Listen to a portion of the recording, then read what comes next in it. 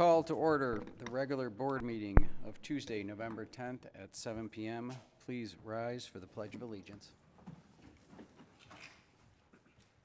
I pledge allegiance to the flag of the United States of America and to the republic for which it stands, one nation, under God, indivisible, with liberty and justice for all. Clerk Barry, please call the roll. Supervisor Acciavatti. Here. Treasurer LaFata. Here. Trustee Anderson. Here. Trustee Joseph. Trustee Demink. Trustee Vosberg. Clerk Barry is here. Item number 4, presentations. 4A is to presentation to recognize years of service for Treasurer LaFata. I'm going to start with Director Kirsten.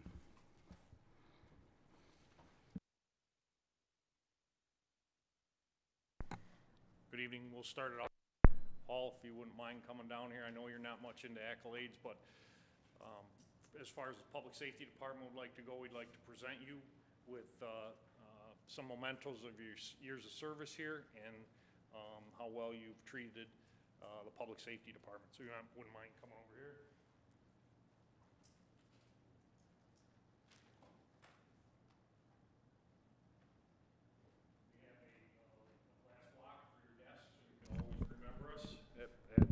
At the Public Safety Department. And then for your wall, Police and Fire Department patches along with a certificate, and I won't read the certificate, it's a lot of appreciation for what you have done, notably for stabilizing the Public Safety Department and with the finances and being a gracious supporter of police and fire in the township. So that being said. Dave, you come up too?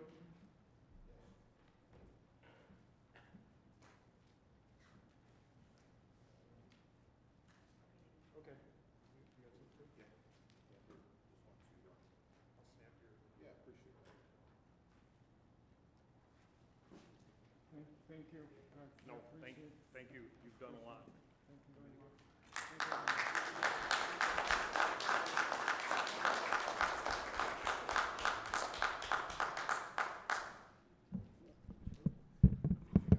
One thing that we are very fortunate for is we have a peaceful transition of power, and it's always important to remember that these seats we hold are just temporary, and they're the people's seats. I do have a proclamation commending Paul LaFata for serving as the Chesterfield Township Treasurer. Whereas Paul LaFata believes in and demonstrates service to his country by serving in the U.S. Army during the Vietnam conflict.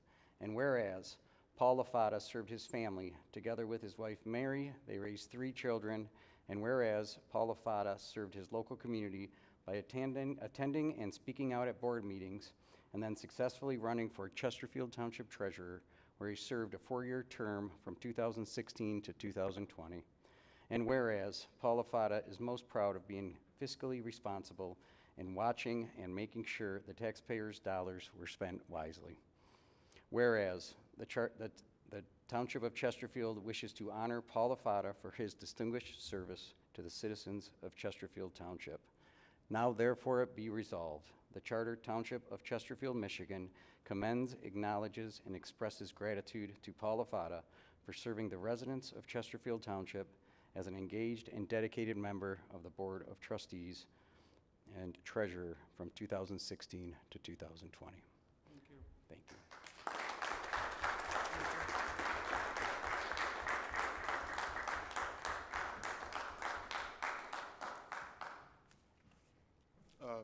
The last acknowledgement, Paul, actually comes from the 100th legislature.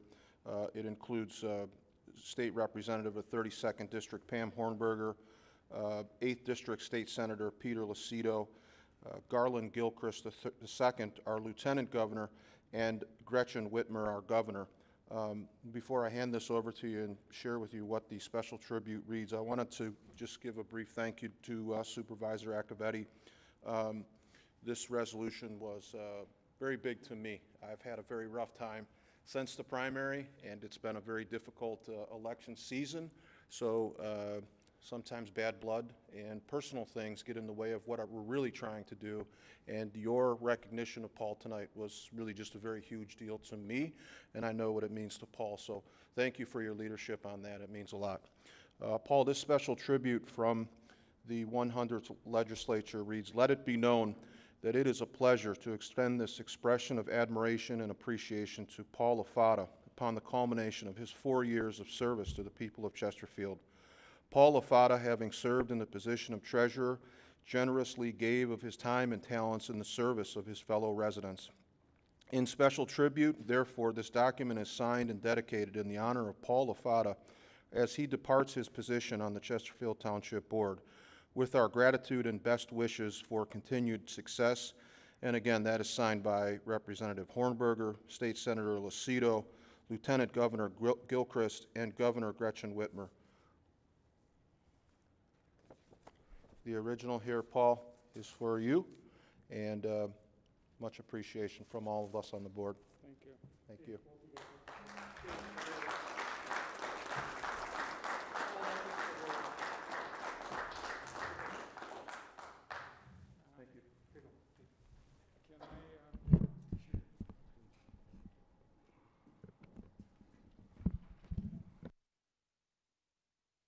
You're more comfortable if you want to do it at the dais, you can, or up here, or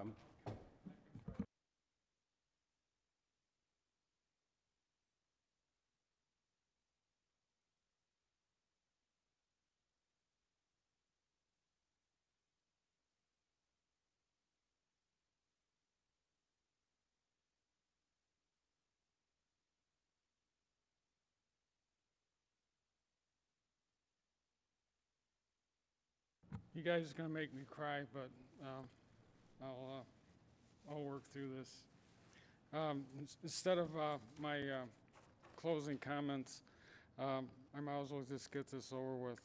This is my last township board meeting as Chesterfield treasurer.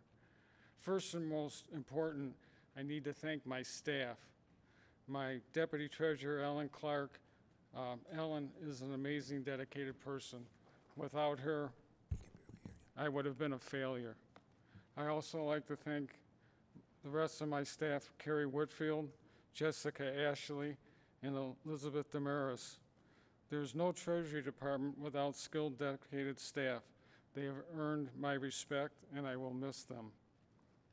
I thank the Chesterfield residents for the opportunity to serve them as the township treasurer. I never imagined that the last entry to my resume would be that as an elected public official. With that said, I will miss working with all the township employees and all the different departments. Again, I'd like to thank all that helped me through the last 4 years. Thank you.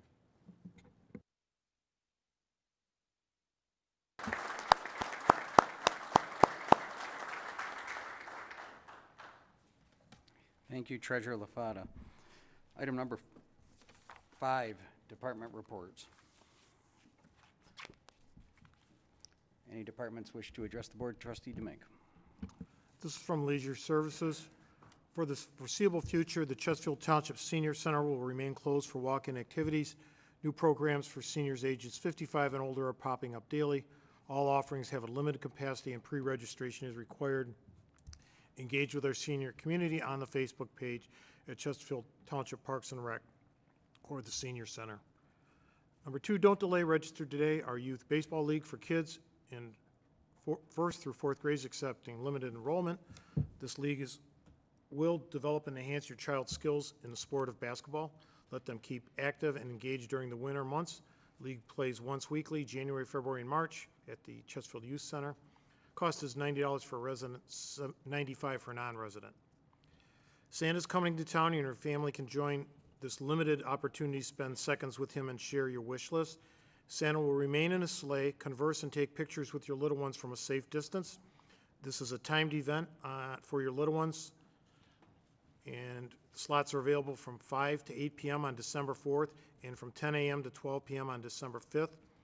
A small craft, candy cane, and cookie will be available to grab as you go. Pre-registration is required.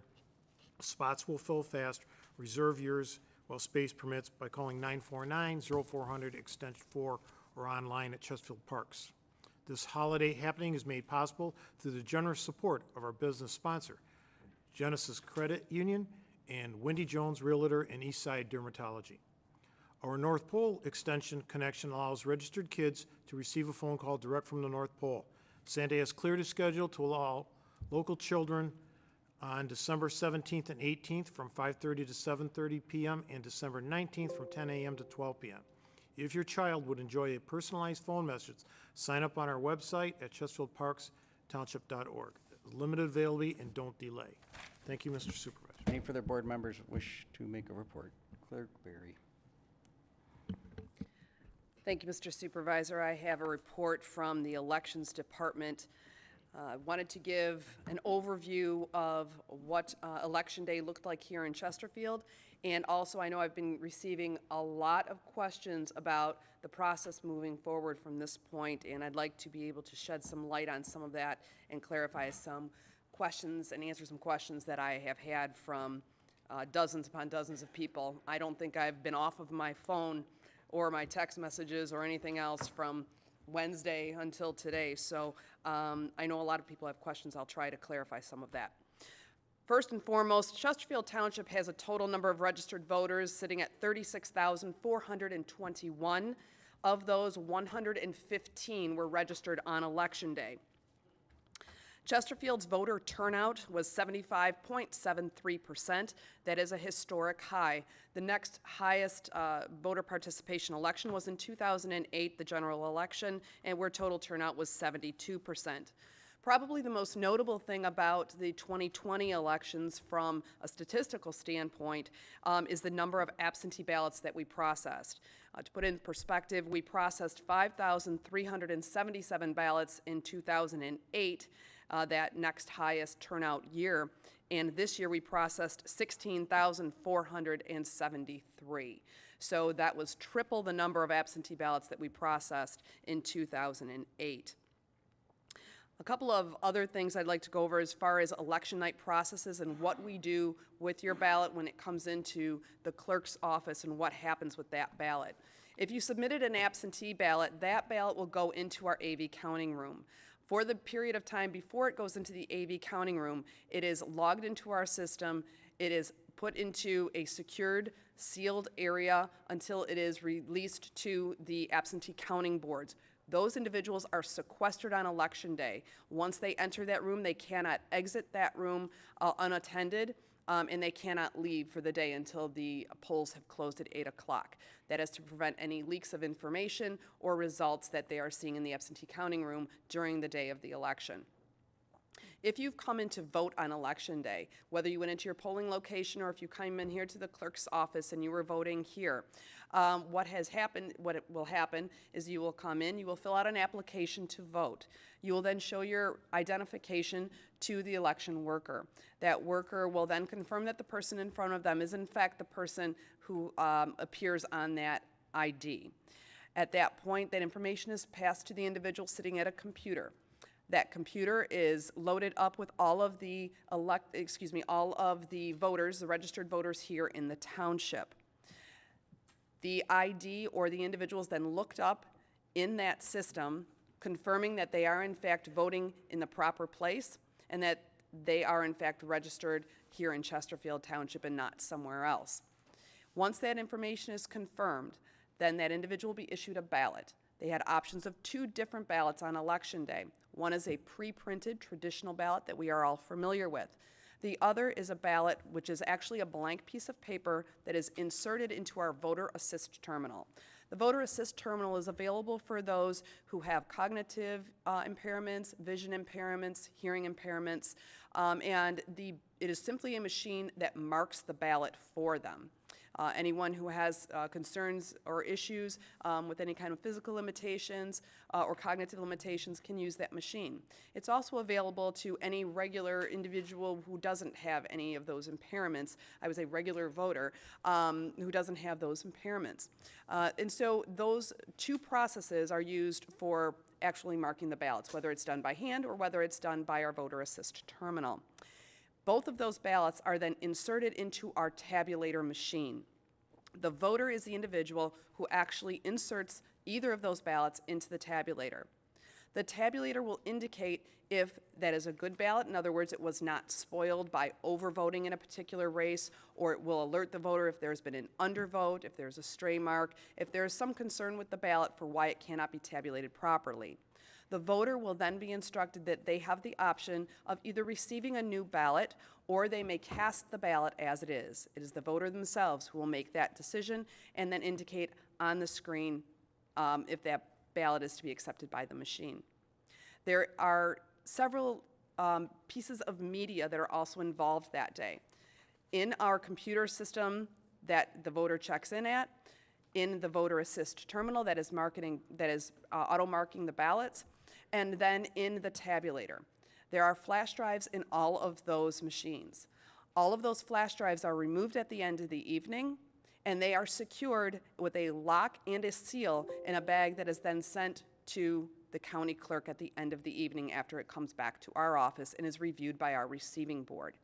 All materials on election day come into the clerk's office, and they are then reviewed by a receiving board. Receiving boards are teams of 2 people, one Republican and one Democrat, who will make sure that the election inspectors did everything properly on election day. They will check to make sure that all of the seal numbers are in fact the seal numbers that were recorded in the poll book at the polling location. They will check to make sure that all of the ballot boxes are secured and none of the seal numbers have changed from the polling location on their way to the clerk's office, so that we are assured that what happened in the polling location is in fact what we confirm we've received in the clerk's office. At that point, there are various documents and the electronic media that I just explained that are then forwarded on to the county clerk's office. The clerk will here, our local clerk's office will retain a copy of all of the paperwork. There is also a triplicate set of that paperwork that is retained for the Board of Canvassers and the probate judge to review.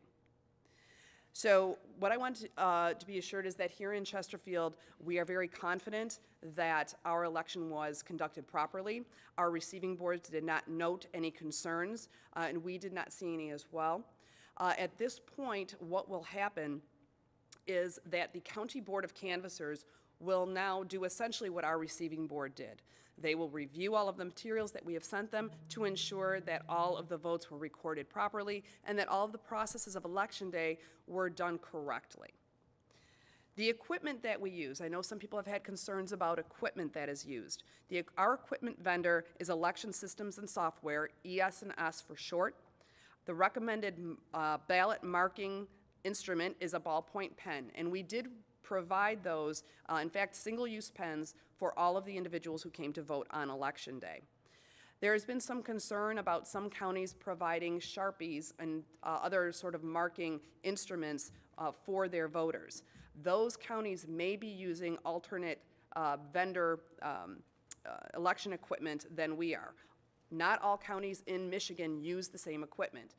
All counties were given the option of which equipment out of 3 options they wanted to use, and each county elected their own type of system to use. However, even if you were to mark your ballot with a Sharpie, our equipment would read it, and so would all of the other equipments and pieces of equipment or tabulation machines in the state of Michigan. Even if it weren't to be read, if a ballot would have a problem, if the machine would have a problem reading a ballot, that would be signaled in the system and the voter would be alerted to that.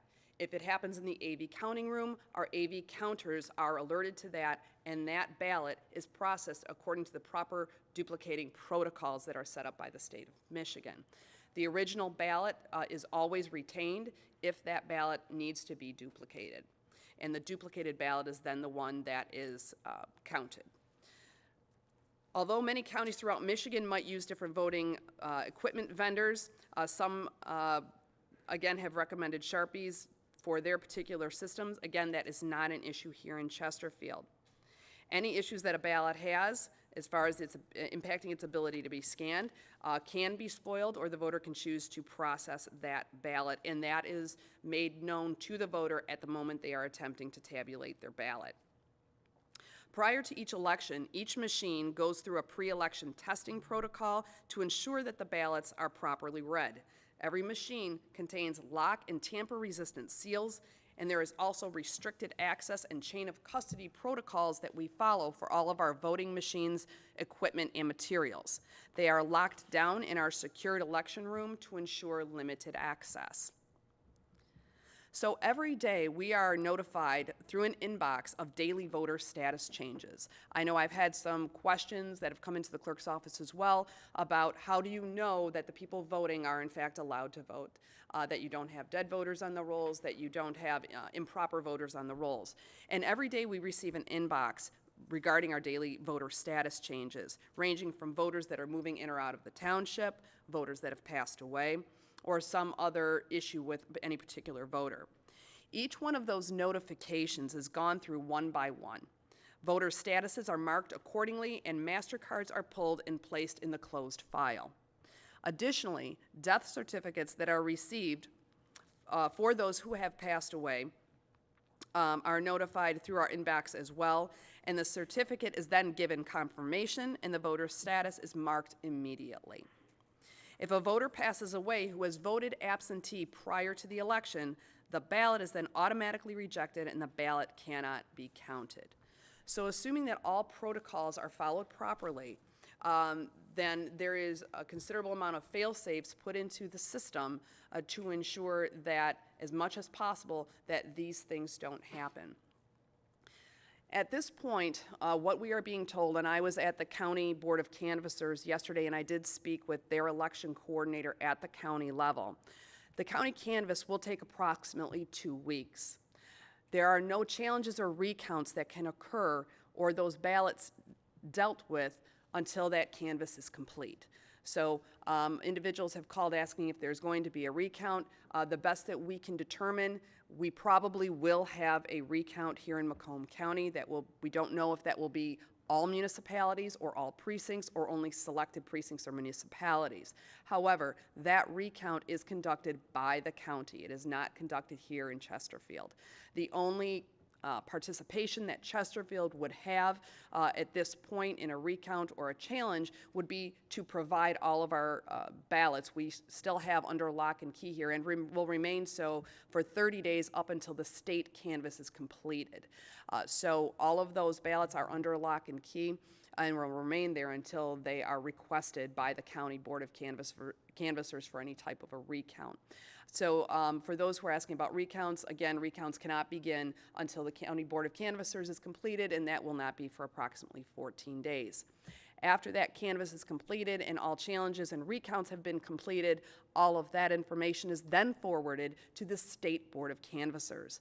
And the State Board of Canvassers is in fact the entity that will certify all of the election results. Any results that you are seeing, and you can see them on the county clerk's website, all of those results are unofficial results. They have not gone through canvass, they have not gone through recounts or challenges. They are simply the data that was transmitted from the individual local clerks to the county clerk's system on election night. So if you have any other questions, I know that this is a very challenging and highly emotional time for a lot of people, and there's a lot of confusion. Individuals are concerned about their vote, they're concerned about the integrity of the process, and I understand all of that. It's even complicated sometimes for election administrators, especially as things change. However, I would encourage you, if you have any questions, please feel free to contact our department. You may speak with our elections department. Myself, Deputy Clerk Niza, Elections Coordinator Gomez will be able to answer any of those questions for you. You may also contact the county clerk's office. They will also be able to answer any questions or address any concerns that you may have, and we will keep you updated as things progress during the process. Thanks. Any further department reports? Item number 6 is the consent agenda. All items under the consent agenda are considered routine by the board and will be enacted in one motion. There is no separate discussion of these items. If discussion of any item is required by a board member, it will be removed from the consent agenda and considered separately. Public comments on the consent agenda items are permitted. 6A, approval of the minutes of the regular board meeting of October 27th, 2020. Item 6B, approval of the agenda with addendum if necessary. And item 6C, approval of the payment of bills as submitted by the Finance Department. Do I have Motion a to approve the consent agenda? motion by trustee Demink? Support by trustee Vosper. Discussion. A question, Mr. Supervisor. Trustee Anderson. Yeah, on a regular agenda for last meeting, last item, Spalding DeDecker, the vote, it indicates the affirmative votes, doesn't show the negative votes. Is that a new procedure, or is it just an oversight on the motion? Clerk Berry. I will ask Deputy Clerk Nyza to answer that question. Question on the minutes. On the minutes. That Thank was you. an oversight. We can make the Thank you. notation and correct it in the system. Just to continue the note, it looked like that was the practice on all of the agenda items that evening, so only the affirmative votes were recorded. So do you want to approve the consent agenda minus the minutes, and we'll approve them at the next meeting? Is that acceptable? Yes. Okay.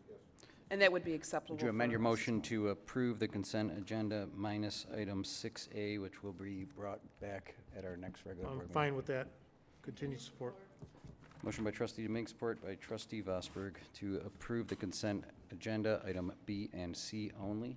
Any further discussion? Clerk Berry, please call the roll. Trustee Demink. Aye. Trustee Vosberg. Trustee Anderson. Aye. Trustee Joseph. Aye.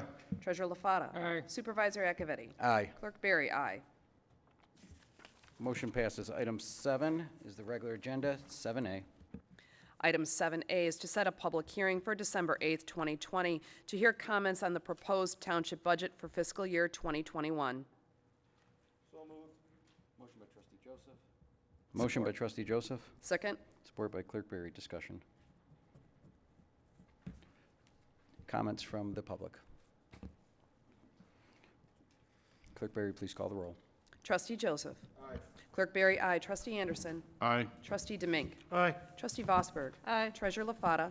Supervisor Acciavatti. Aye. Motion passes. Item 7B.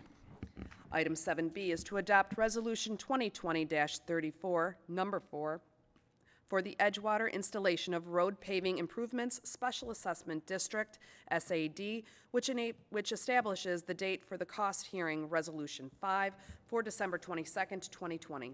Do I have a motion? So moved. Motion by clerk Berry, Support. support by trustee Demink. Discussion. We're just setting the public hearing, or the cost hearing for resolution number 5. Comments from the public on item 7B. Motion by clerk Berry, support by trustee Demink to approve item 7B as submitted. Clerk Berry, please call the roll. Clerk Berry, aye. Trustee Demink. Aye. Trustee Anderson. Aye. Trustee Joseph. Aye. Trustee Vosberg. Aye. Treasurer LaFata. Aye. Supervisor Acciavatti. Aye. Motion passes. Item 7C. Item 7C is to approve the introduction and first publication of Ordinance Number 187, amending the Chesterfield Township Code of Ordinances, Chapter 14, Building and Building Regulations, Article 1 in general, adopting by reference the Federal Emergency Management Agency, FEMA, Flood Insurance Study, FIS, for Macomb County, effective December 30th, 2020, flood insurance rate maps, firm, effective December 30th, 2020, and repealing any and all ordinances and/or resolutions in conflict therewith. Do I have a motion? So moved. Motion by trustee Joseph. Support by trustee Vosberg. Floodplain manager is Gary DeMaster, and he is here if you have any questions or concerns. Comments from the board? And if you're more than welcome to make an overview if you'd wish.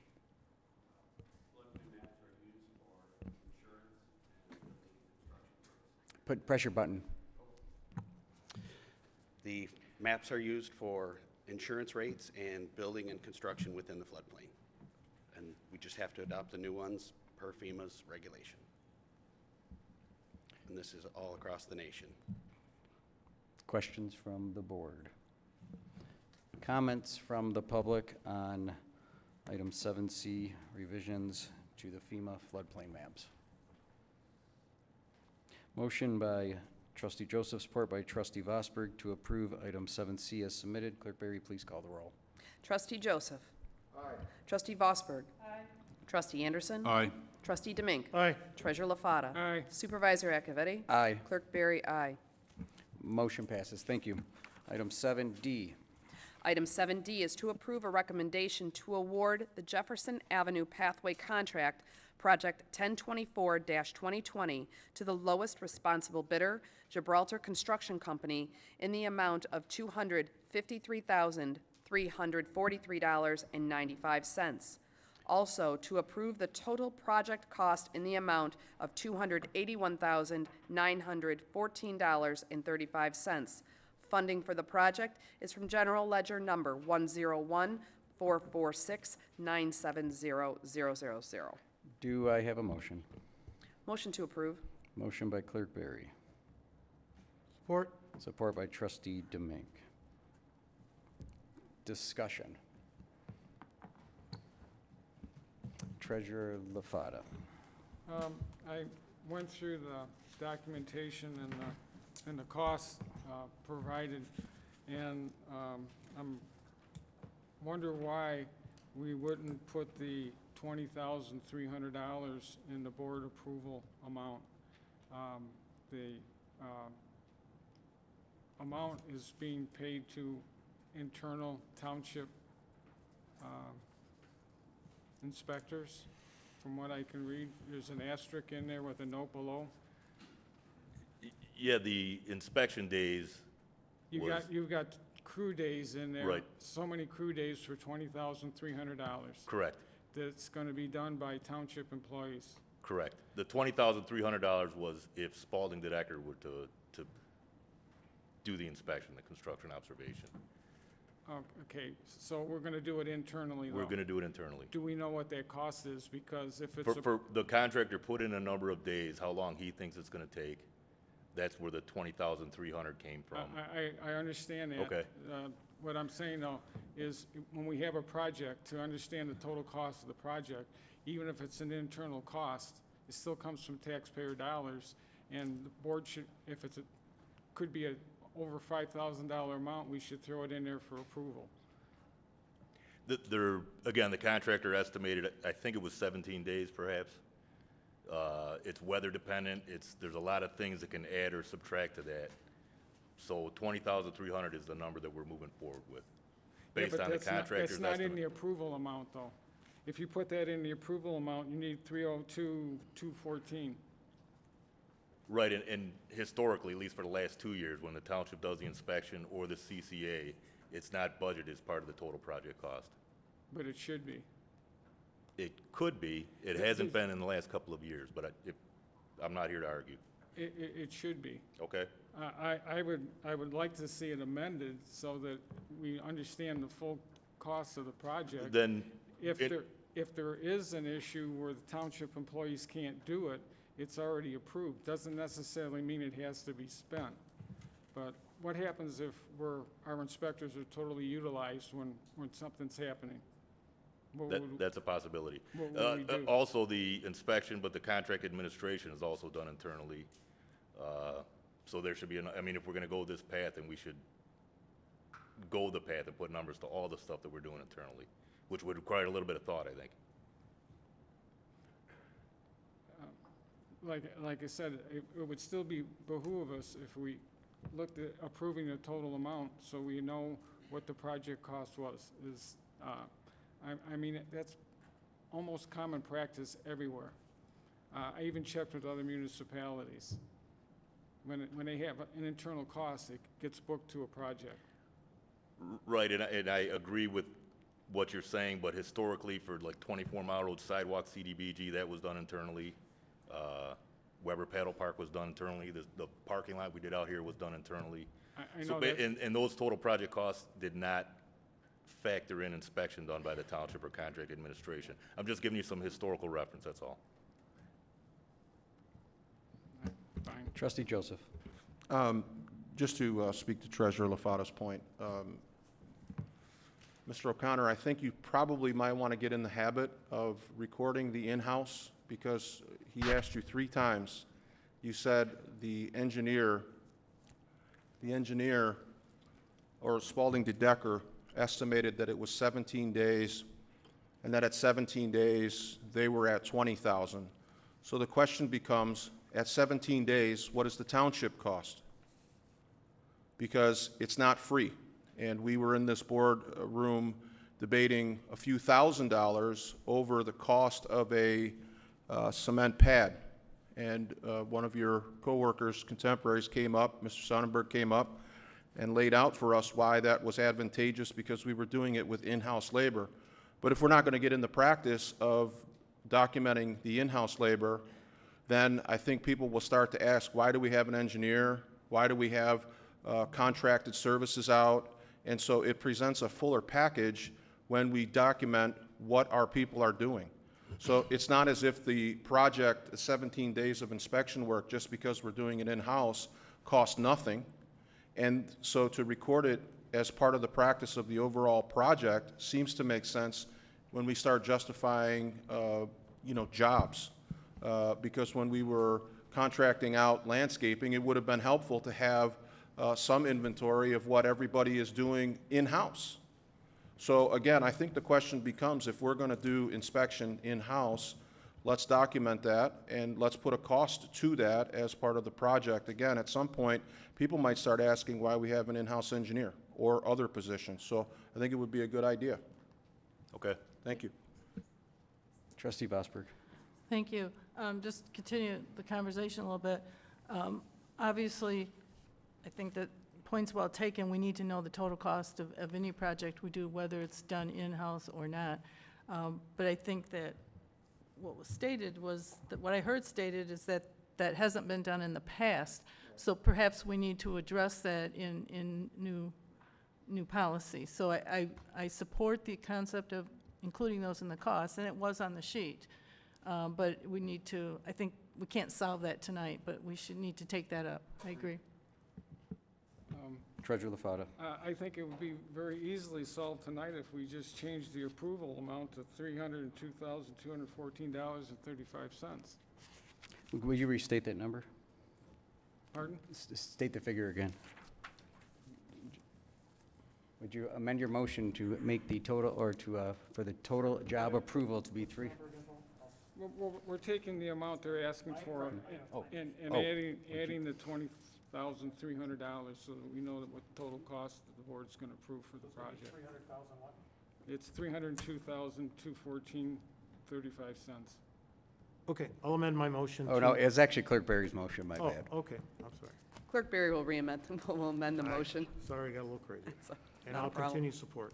Revised motion by Clerk Berry, continued support by Trustee Demink to approve item 7D with the revision, total project cost of $302,214.35. Any further discussion?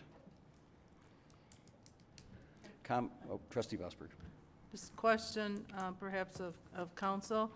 Does this now mean that right now the contract amount of the total project cost says 281, of which 253 is going to Gibraltar, so that 253 still remains the same? I just want to make sure we're not. Yes, that I can answer that. Yeah. The 253 is a sealed bid, the lowest responsible bid received by contractor.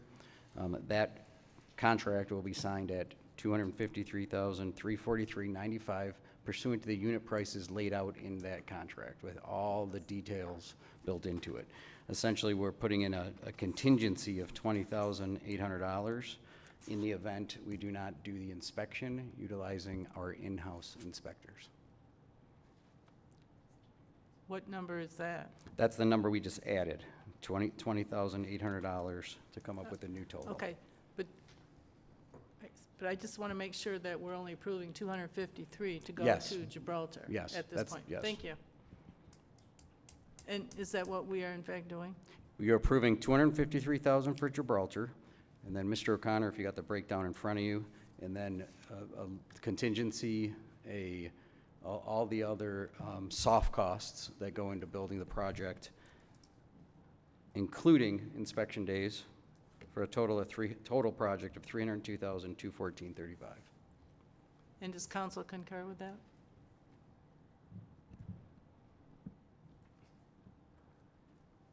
Through the chair, to our attorney. Mr. Siebert, You're adding $20,000, you're including a cost that wasn't included, and so you're amending the motion to add that to the total cost. I don't see an issue with that at all. There shouldn't be. is that cleared up, Trustee Bosberg? I mean, I don't think it's a legal issue. I think it's a matter of you didn't include what the township was going to contribute in its own labor as a total project cost, so that at the end, when somebody looks at what the project's going to cost, it's going to cost $302 because you're throwing in 20 of your own labor. I think it's just making the numbers more clear. You're not spending any more money. You're just making it clear that the project is $302. I don't see any legal issue with it. Correct, I concur.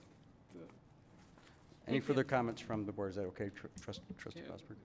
Let me check down this side. Trustee Vosberg, the page 55 on here, where it's got total project cost, all we have to do is identify that $20,300 is an internal cost to the township. Correct, right That now, money- That money should only be spent internally to the township, so.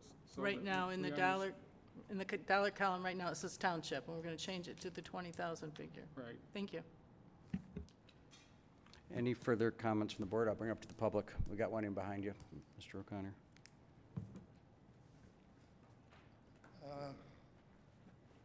This project came out of a problem that developed last year when we forgot to figure out an exit from the bridge on the south side. I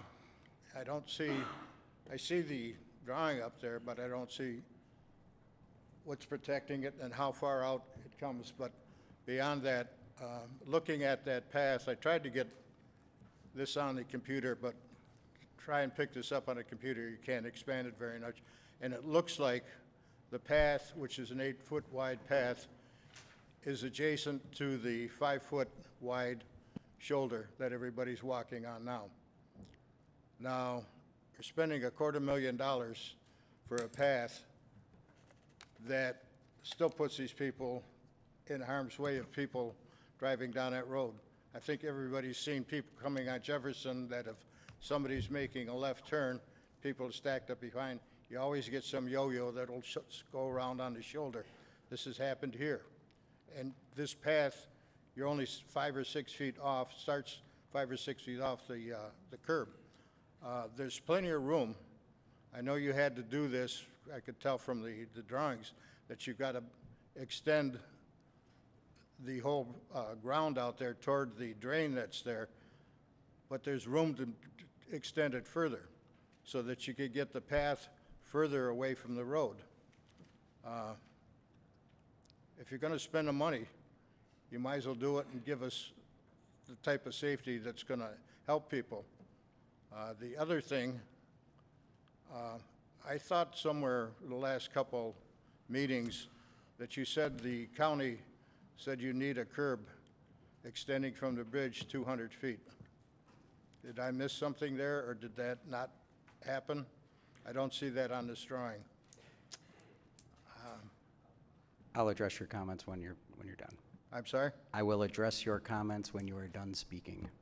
Oh, anyway, that's kind of what and I don't know who approved this, but to me, you should have safety looked at it and anybody else to see, because if you look at the rest of the path down Jefferson, essentially you're 20, 25 feet away from the highway. Here you're putting people right next to the highway again. You're spending $250,000. You spend another $50,000 to move the thing further in, you could get a lot more safety. The other thing I'm going to mention is the wooden rail along there. I don't know, how long is that going to last? You saw what happened with your bridge. I don't know why you don't get something that's more substantial. Like I say, I don't know who approves these things, what kind of group you get together, but you should have a lot of input from other people, get their ideas before you decide this is the way you want to go. I'm sure there's other ideas out there that would make this path a lot better. Thank you. Any further comments from the public? I will address a couple of those. your very first statement that this is a problem that developed out of nowhere last year, I couldn't disagree with that statement, and it's just completely ridiculous to begin with.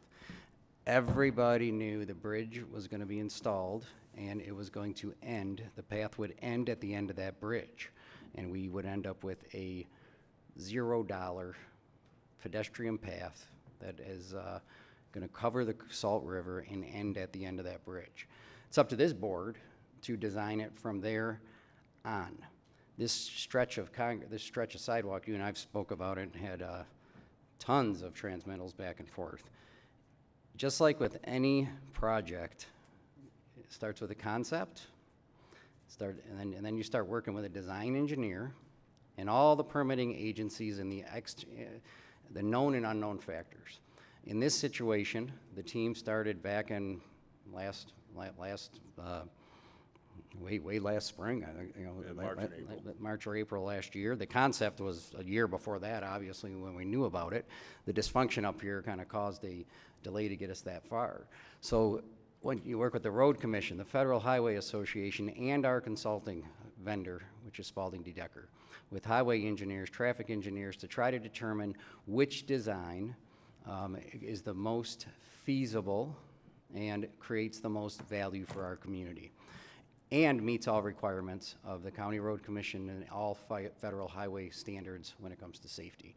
Nothing will be permitted or receive a permit through those agencies without those standards. So it goes through countless hours, both internally with this team. Many of those transmittals, we went back and forth with 5-6 months ago, Mr. Kadich, on various design ideas, all of which are shown to the consultant engineer, and what they bring back to us is what is perceived as the best value. You could spend $1.2 million on this 560-foot stretch of sidewalk, or you could find a fix. I mean, at some point I was making the ask, can you do a shared use of Jefferson? And the answer was no, because of the speed of Jefferson and all those other things. So it goes through countless hours of design, redesign, trying to figure out the best value for the taxpayers. This happens to be a very expensive stretch of sidewalk, but it is a very vital one to connect the entire township.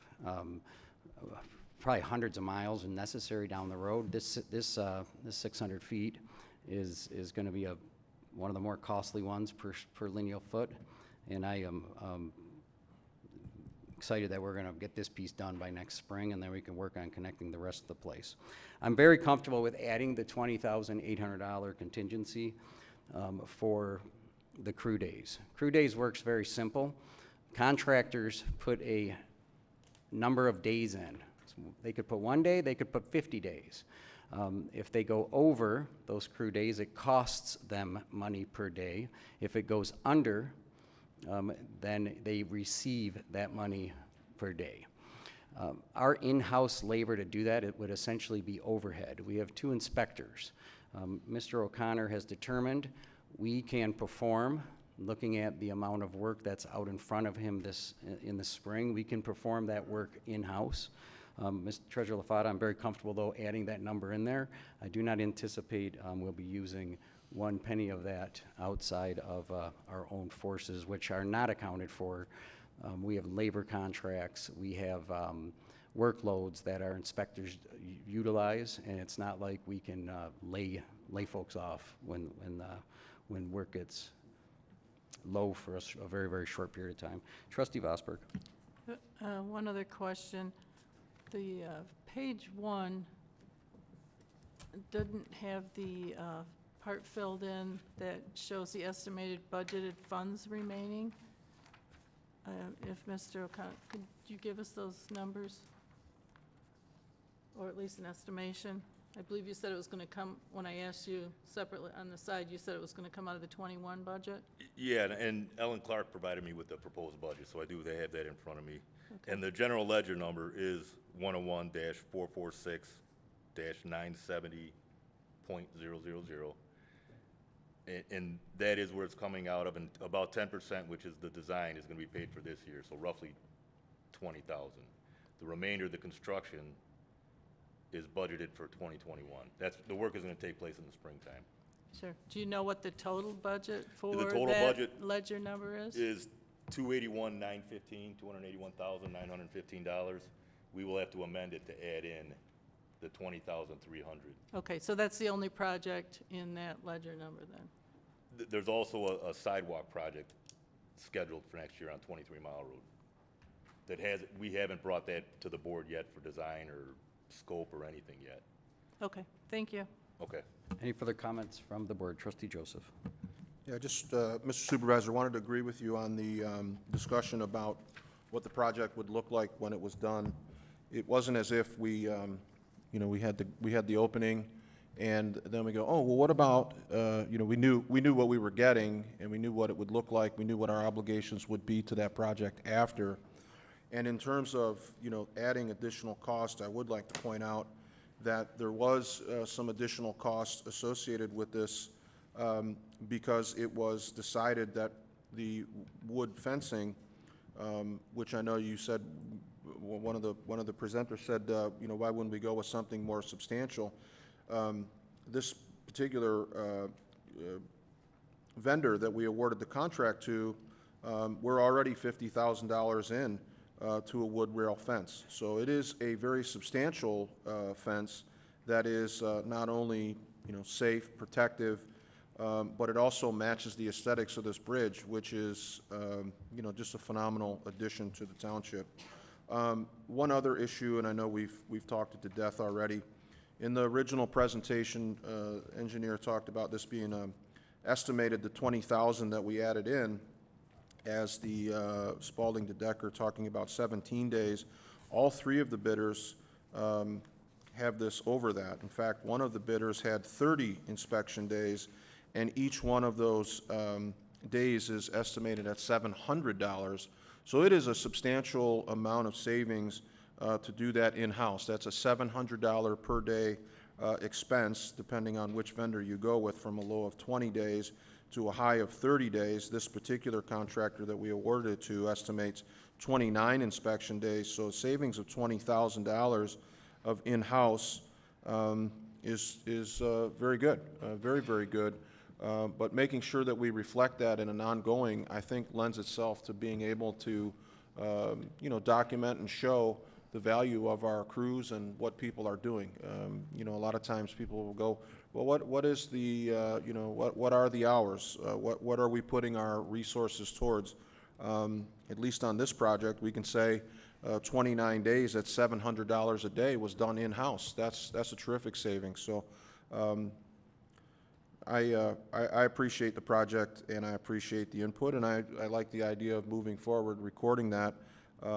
All of those in-house hours should be part of the project. So overall, the bridge is a phenomenal addition, and I appreciate the concerns about safety, but I don't know how to make that bridge, as you indicated, I think very eloquently, yo-yo proof.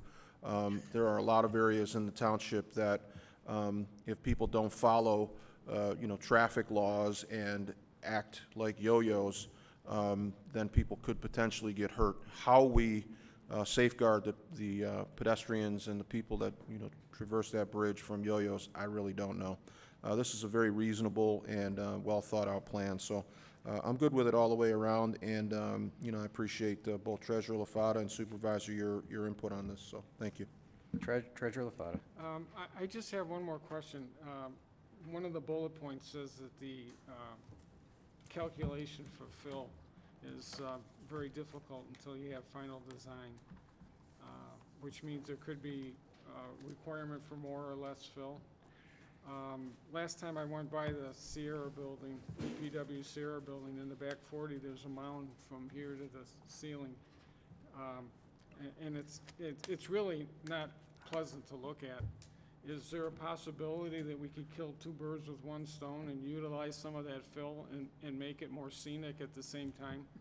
Yeah, and I'm familiar with, do you want me to answer that, or? Pardon? Should I answer that? Oh, okay. Because I am familiar with the pile of fill in the back of the Sierra building, and you're right, it's not pretty. But the material that is used here has to be compactable and testable. We need to make sure it can be compacted to build the embankment and the wall.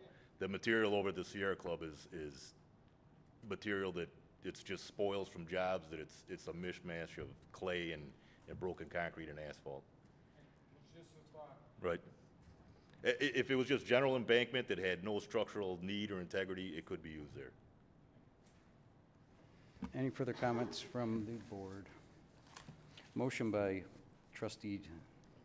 motion by Clerk Berry, support by Trustee Demink to approve item 7D with an amended total project cost of $302,214.35. Clerk Berry, please call the roll. Clerk Berry, aye. Trustee Demink. Aye. Trustee Anderson. Aye. Trustee Joseph. Aye. Treasurer LaFata. Aye. Supervisor Acciavatti. Aye. Trustee Vosberg. Aye. Motion passes. Thank you, Mr. O'Connor. Item 7E. Item 7E is to approve a recommendation by Public Works to adopt ordinance number 186, the first reading and publication of the Chapter 64 Code of Ordinances, meter size and methodology that was derived from the 2019 connection fee study. Do I have a motion? Move to approve. Motion by Trustee Vosberg. Second. Support by Clerk Berry. Discussion. All right, good evening, Board. I just want to do a brief presentation on this to go over the main bullet points of this. Obviously, there's a lot of ordinances in here that are mostly just some language adjustment and moving numbers. But I want to get to the heart of a couple things just so you guys are understanding what you're going to be seeing.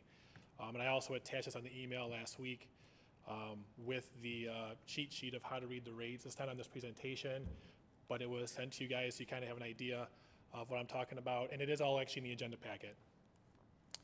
So to start, I want to thank everybody who really helped with this. We're going on 11 months since we started this entire process. So Jamie Burton and Brent Tarpinian from HRC did a fantastic job helping us. They were there every step of the way. Any questions any of the QBS team had, they were there.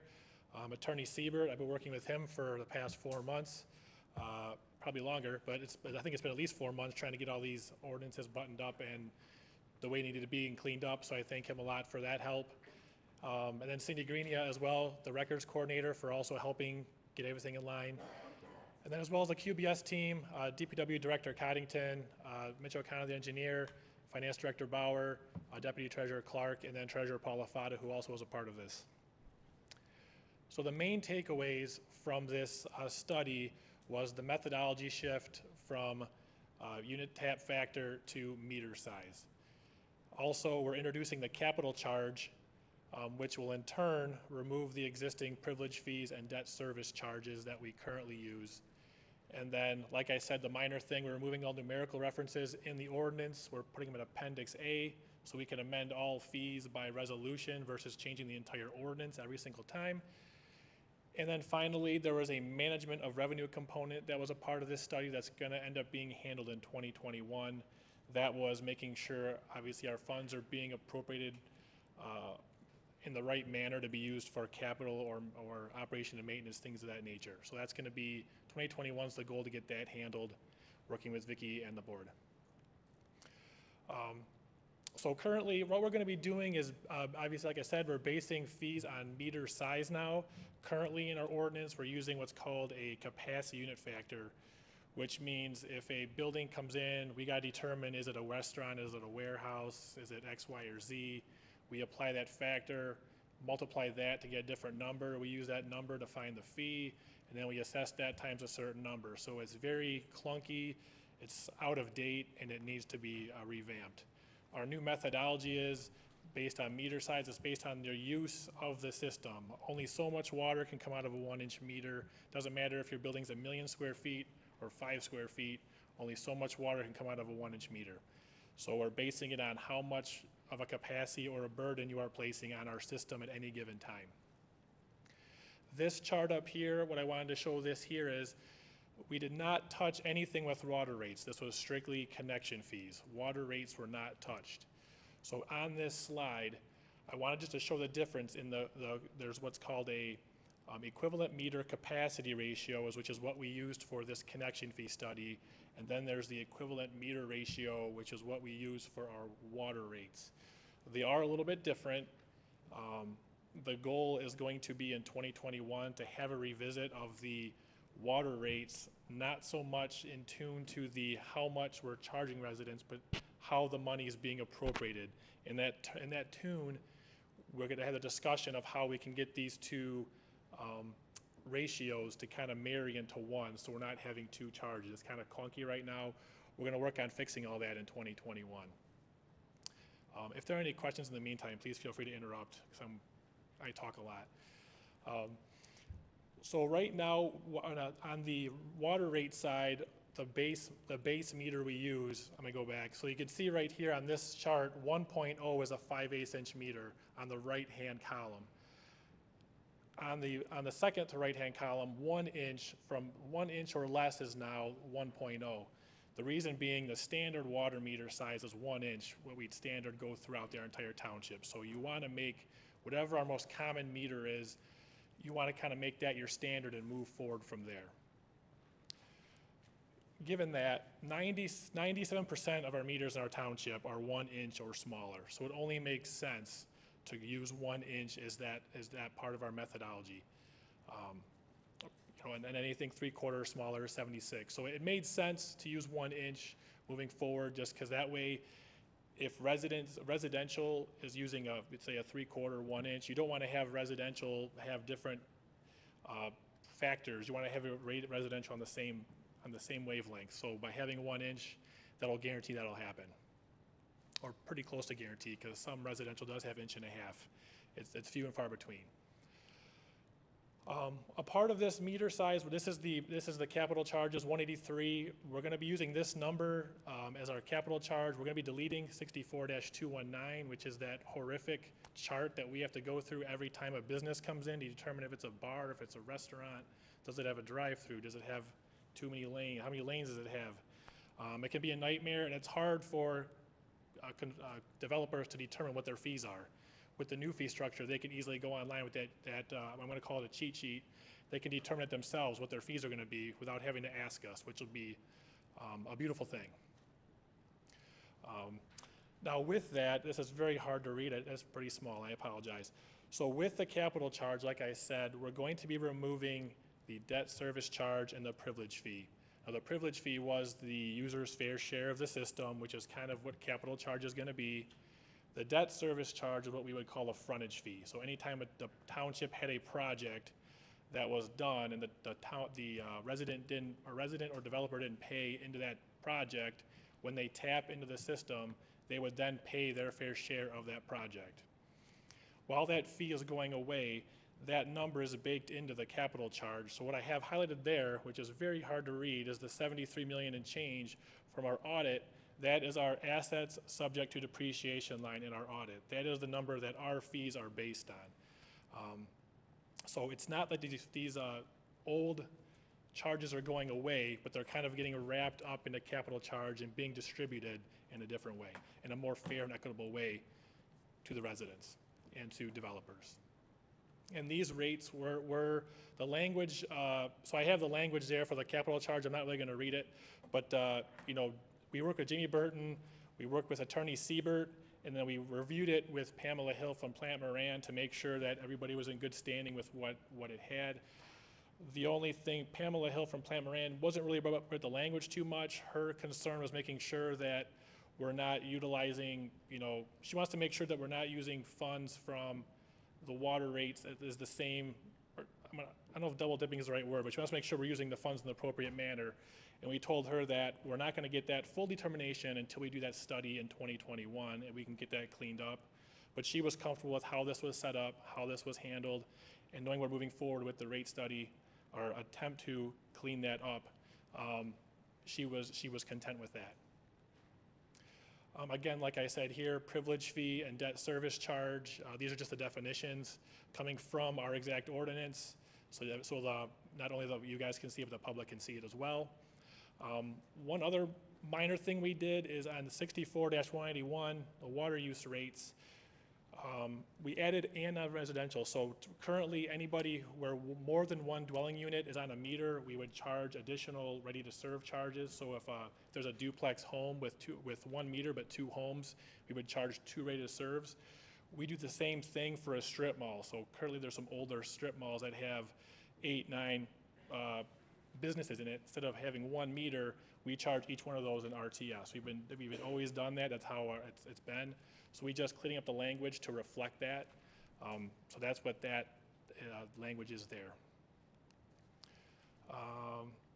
And then basically, these are just a list of the deleted ordinances. The ones in red are gonna be the ones that are deleted.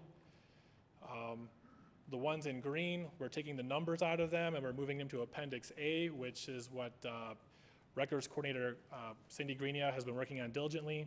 I believe I also included that in the agenda item. And then we had 4 different sections where definitions were had, so we decided to delete the other 3 and just put them all to one section just to clean it up and make it easier for everyone to read.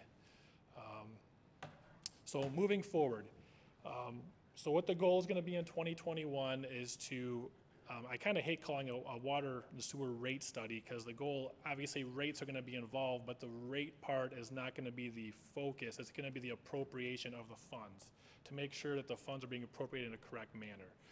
And then making sure that the township board knows that the funds are being used the way they're meant to be used. That's the whole goal of going into 2021. Hopefully we can get that figured out and have it be as efficient as possible.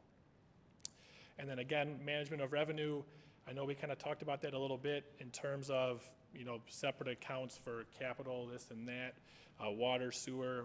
We didn't really get into a whole much detail on that because that's going to be a heavier discussion on where the board wants to go with that. But that is something we were hoping to break down and kind of get a feel for what the board's looking for on that. Oh, that's my last slide.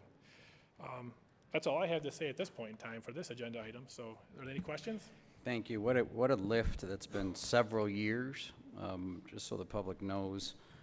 Running through all that information, we have had a very long, detailed special board meeting where this was all tore apart in great detail, along with another discussion in July. And this is not just a one-time operation, you explaining it to us, but this has been going on for multiple years. So thank you. That is a huge lift, and I appreciate all your work. Any comments from the board? Questions from the public? Motion by Trustee Vosberg, support by Clerk Berry to approve item 7E as submitted. Clerk Berry, please call the roll. Trustee Vosberg. Aye. Clerk Berry, aye. Trustee Anderson. Aye. Trustee Joseph. Aye. Trustee Demink. Aye. Treasurer LaFata. Aye. Supervisor Acciavatti. Aye. Motion passes. You might as well hang tight. You got the next Oh, yeah. 4 I'll items. be here for a while. You're Hope you guys like me. You're monopolizing the night. Item 7F. Item 7F is to approve $1 and have diesel truck and trailer perform maintenance and install parts at a total cost of $4,338, totaling $5,750.01 from GL number 591-444-931-000. Do I have a motion? So moved. Motion by Trustee Support. Joseph, support by Trustee Demink. Discussion, and myself and Treasurer LaFata did give you approval to proceed with this repair in an emergency manner. Yes. And if you can make a quick statement if you like, but I know the whole board received the. Yeah, I guess updated numbers I have to give you, but I appreciate yours and Treasurer LaFata's approval to move forward. This obviously piece of equipment is vital. While it is still in good condition, we're probably looking at replacing this in 2022 or 2023, but it's still in decent condition. I did have in this agenda item that we were going to be getting a price on the parking brake. So I have those numbers, so I was going to update all 3 of those numbers if you don't mind. So the updated cost for CAT is going to be $2,207.77. The updated cost for diesel truck and trailer would be $5,418 even, bringing the total cost of the repairs to $7,625.77. Would the motion maker amend their motion accordingly? Yes, I'd like to amend the motion to include the repair of the parking brake for a total cost of $7,625.77. Continued support. Amended motion and continued support by, motion by trustee Joseph, support by trustee DeMake. Any further discussion from the board or comments from the public? Clerk Barry, please call the roll. Trustee Joseph. Aye. Trustee DeMink. Aye. Trustee Anderson. Aye. Trustee Vosberg. Aye. Treasurer LaFata. Aye. Supervisor Acciavatti. Aye. Clerk Barry, aye. Motion passes. Item 7G. Item 7G is to approve a recommendation by Public Works to purchase the Arrow Gold RTK system and accessories from Discovery Management Group LLC at a total cost of $10,241 from GL number 591000140. Do I have a motion? Motion by trustee DeMink. Support by trustee Vosberg.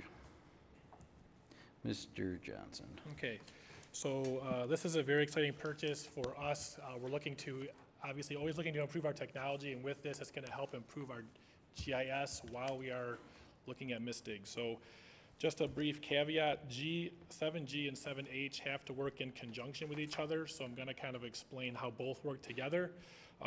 So obviously, if G gets approved, hopefully H will as well. So what G is the receiver. So what's going to happen here is typically you can go, buy a receiver that can get you points that you can put on a GPS. What this receiver does is the only one that does it on the market is we purchase a utility locating device, which is 7H. Our MISTIG gentleman will hook up a battery, connect the system to the copper or to the main, and he will locate the main. It'll give him the depth and the location of that.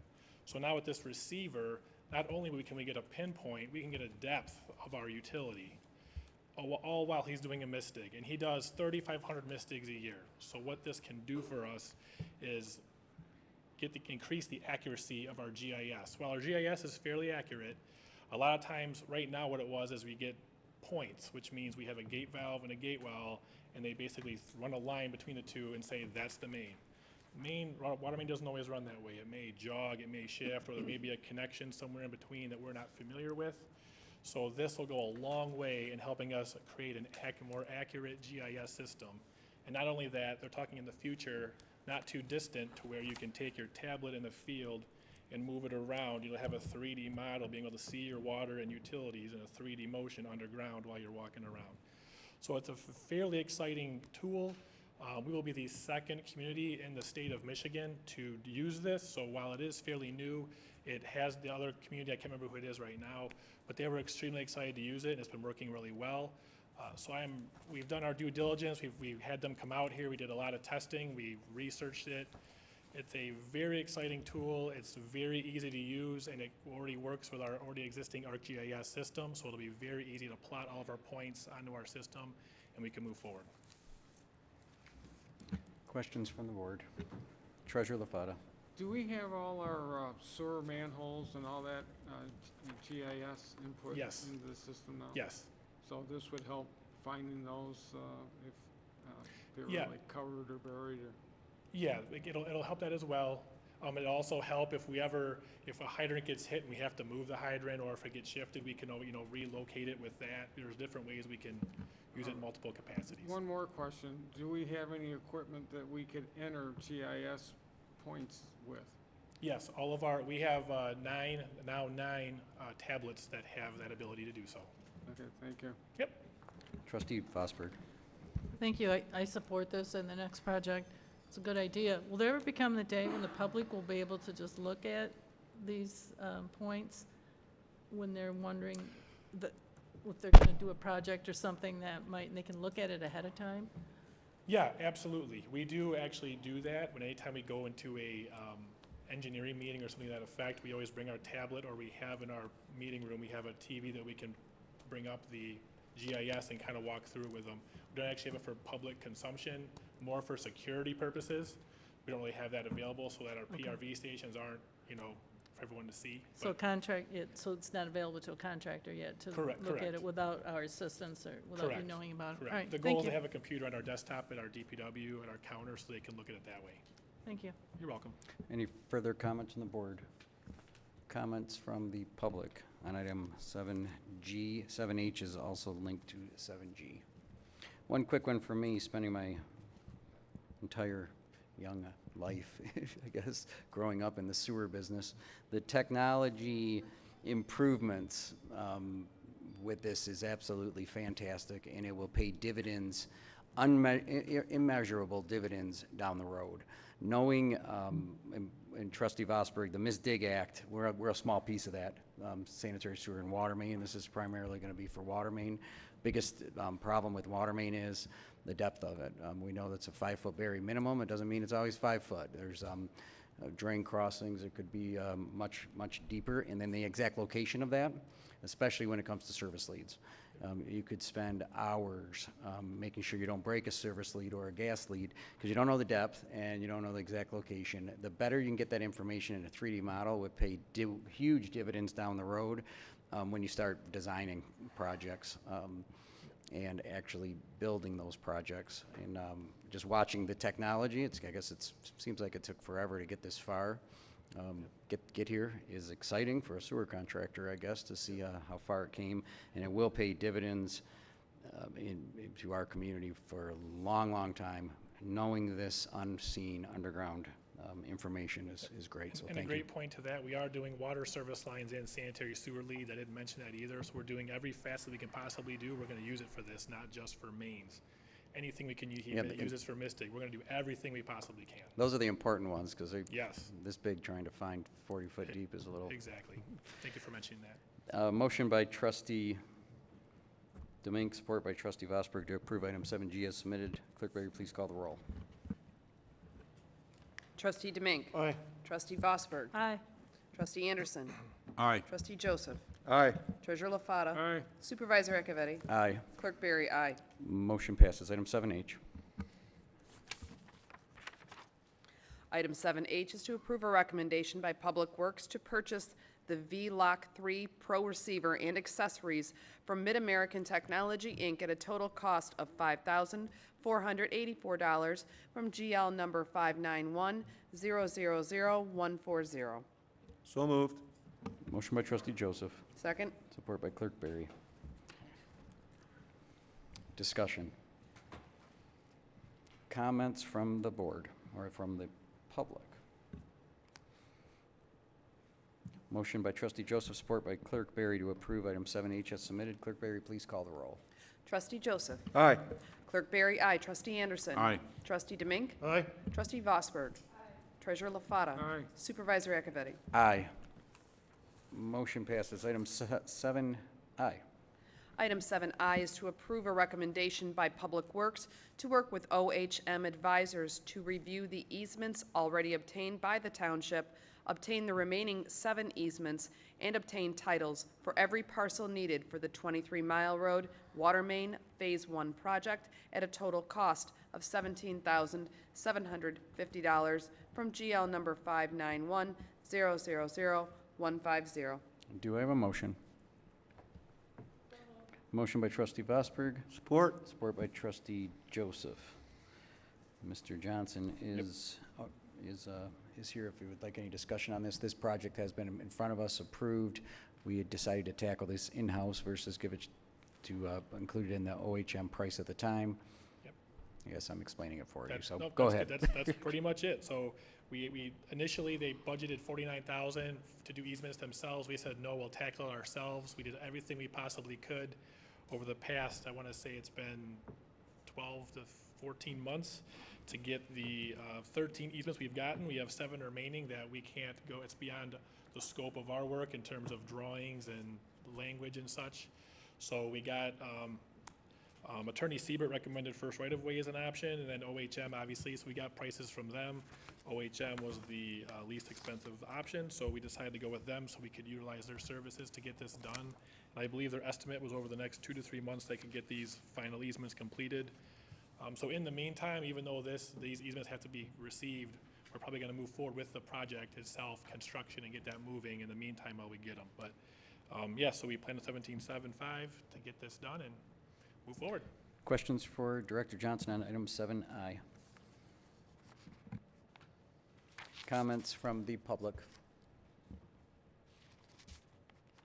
Motion by trustee Vosberg, support by trustee Joseph to approve item 7I as submitted.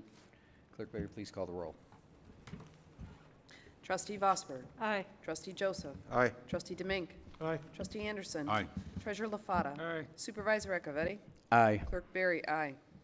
Motion passes. Thank you, Director Johnson. Thank you very for much. those items. We'll move on to item 7J. Item 7J is to approve a recommendation from the Planning Commission to amend the Township's zoning ordinance, Ordinance 188, revising definitions to add new definitions, revising the regulations with respect to fast food restaurants and off-street parking and loading requirements, and adding a new subsection regulating drive-through, drive-up, and walk-up stacking and circulation standards. So moved. Motion by trustee Joseph. Support. Support by trustee Anderson. And we do have Director Palin along with Rod with Giffords Webster and trustee Joseph from planning on this one. So Director Palin. Thank you.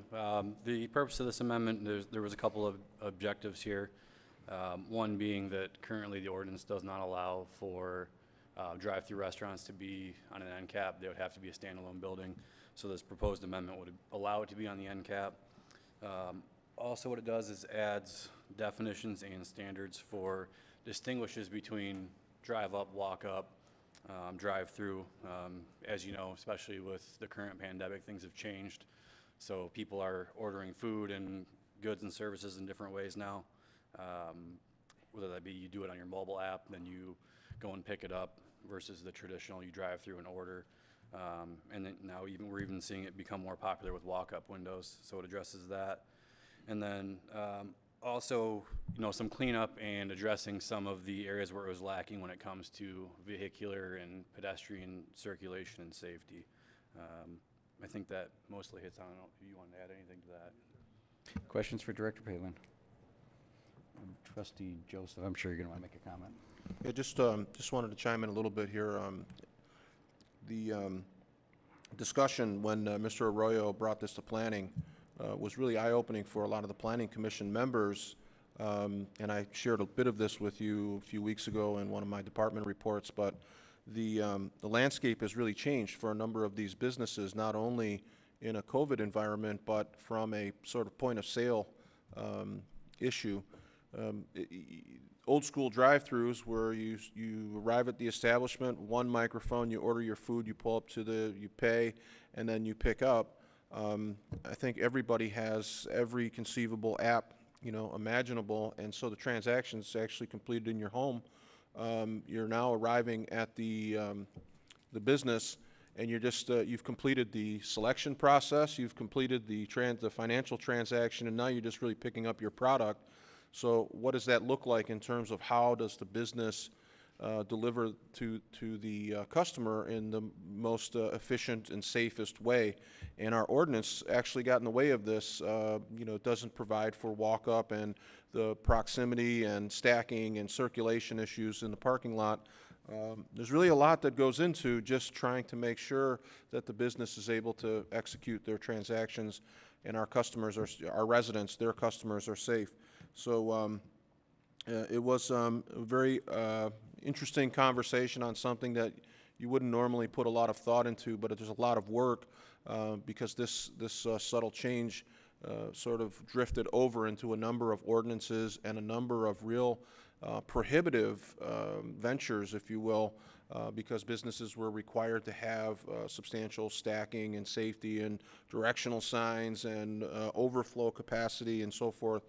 And this was really again, doesn't sound like much, but a very cutting-edge review of our ordinances to facilitate businesses operating in a safer and more efficient way. So great job to the engineering team and our planning team on this one. It was really quite a bit of work, so thank you. Any further comments on the board? Discussion from the public. Thank you to the team for all you do, not only this, but the rest. Motion by trustee Joseph, support by trustee Anderson to approve item 7J as submitted. Clerk Barry, please call the roll.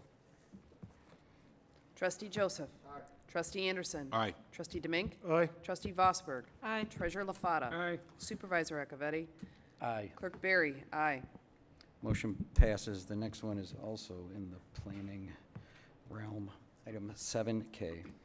Approve a request by the Planning Commission to distribute the draft 2020 Master Plan Update for a 63-day review period to surrounding communities and agencies as required by the Michigan Planning Enabling Act. So moved. Support? Motion by trustee Joseph, support by trustee Demink. Discussion, and Mr. Rod is here with Giffords-Webster. Finally. There we go. Good evening. It's a pleasure to be here. Just wanted to briefly go over our memo. We've been working, actually, we kicked off the master plan September 2019 right here in this room, working with the Township Board and the Planning Commission, and have been diligently working on it with the Planning Commission ever since then. As part of the state statute, the process for finally reaching the point where you're going to have a public hearing requires that before that happens, the plan has to be sent out to surrounding communities as well as various reviewing agencies, including the county, SEMCOG, Department of Transportation, Department of Roads, and the like, so that they can provide comments on it before a public hearing is held. And so that's the request that's coming to you this evening. It's still in draft, and it can still be modified up until the point that it is adopted. But the idea here is to get the draft out that the Planning Commission has prepared, get the comments from all those agencies, and then hopefully in January would be an opportunity for the Planning Commission to hold a public hearing on the master plan. And if they choose to adopt it, then it would then come to the Township Board for adoption as well, following action of the Planning Commission.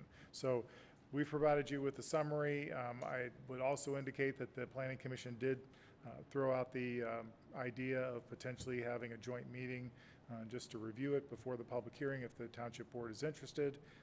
It's not required, but that was something that they mentioned. And so that's a brief overview of the process, and we've had a lot of public input in this as well, which has been great, so I'll be happy to answer any questions. Trustee Demink. Trustee Demink.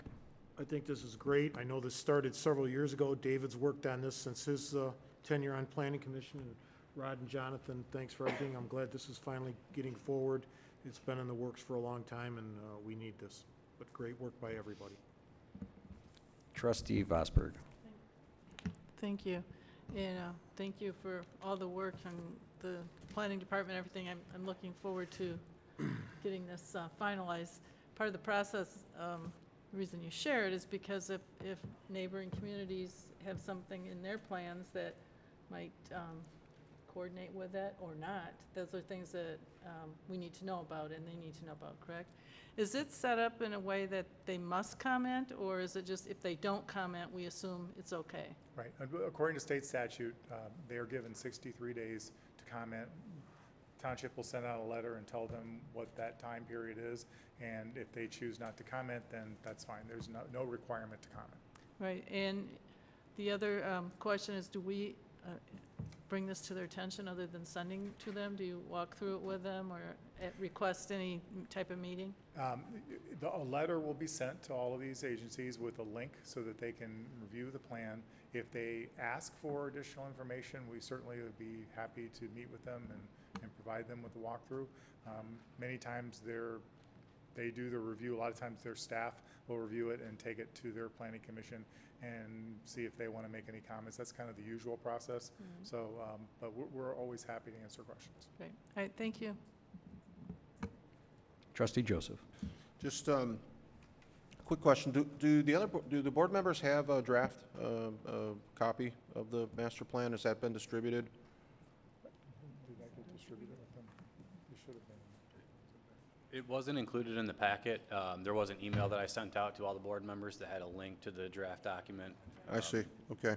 I know when it finally comes back, it'll be bound, and it'll be a more formal presentation. But what I would encourage board members to do, two things. One, I really would like to see a special board meeting, and you should hear from some of the commissioners. Very excited about multiple things in the master plan, and each planning commission member has their own little sort of area where that you can clearly see input. And we've got some real talented people on our planning commission, and I would love for the full board to see a sort of a group presentation and a combined meeting. One of the things that I would ask you to also take a look at was something that was really very exciting to me, which was, Rod, the incorporation of the kind of the new land new residential and new land use types, specifically out on 26 Mile Road and County Line, and the concept of mixed use and why mixed use residential is really very, very appropriate given our economic climate and some of the things that we're experiencing just as a state and perhaps even nationally. When you look at opportunities for, maybe this is my kids are getting ready to leave and they have their own careers, and you start looking at what type of housing can young people afford. Can they grow up in a home that is similar, move into a home that is similar to the home that they grew up in? And a lot of times that's not always possible. What I liked most about this concept of what is called a hamlet, and Rod took us through that during a planning commission meeting, was the idea of the,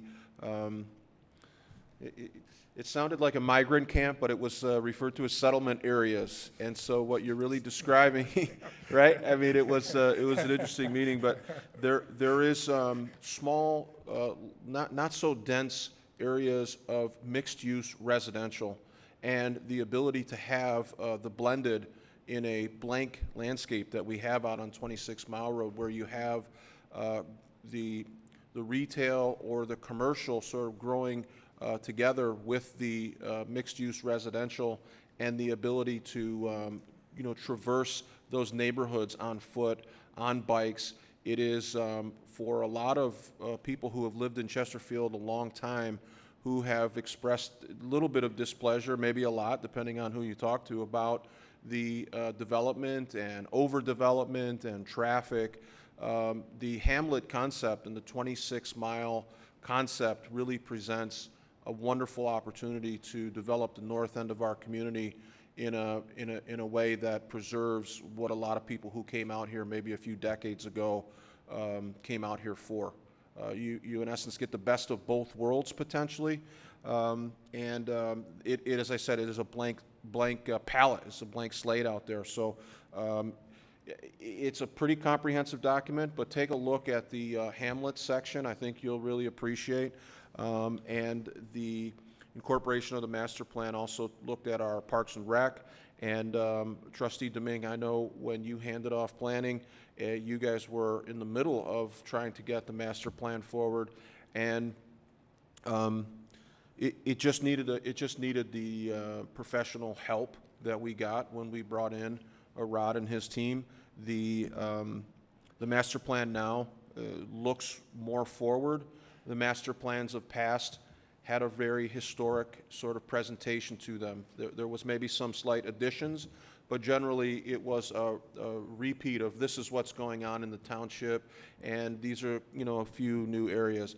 This master plan is more just fundamentally windshield, less rear view mirror, and it's very exciting, and I think something that took into account the community, a lot of community input, and a lot of what would you like to see this township look like, and a lot of review of ordinances and things to make that happen. So it's a very comprehensive, really wonderful project, and I appreciate all the work that was done on this one. And again, hearing from the individual commissioners, I think, is a must. So if we can look to schedule that meeting, and again, I really do appreciate everything that the planning team has done, and you particularly, Mr. Arroyo. Thank you. Thank you. Any further comments from the board? Comments from the public on item 7K? I'd like to thank planning, Rod, and planning department for getting us this far. There's a long ways to go still. And Trustee Joseph, I believe that is a necessary step. That joint meeting, I think, would be a fantastic concept. This meets my goals of creating a foundation and having a roadmap and a blueprint, and that starts with master plans. whether it's Parks and Rec master plan or non-motorized path. And this is clearly a big one, and some of the innovation that Planning Commission along with the team has put together here, I think is going to be very cutting edge and eye-opening. This will change some land uses, so the more public input we can get, and I know we've had a lot of open houses, surveys, done everything we can to get it out there during this next 63-day period, and maybe we'll have a little bit more interaction, and it ends with it coming to the board for adoption at some point, correct? Correct. Does it go back to the Planning Commission before it comes here? But by statute, the Planning Commission will adopt it, and then also the Township Board will After adopt the it. after the Planning 63 days, so Commission. probably After the sometime 63 March or days- April. After we'll- the 63 days, Planning Commission holds a public hearing, then they adopt, then it comes to you for adoption as well. Fantastic, so there's some more time. Any further discussion?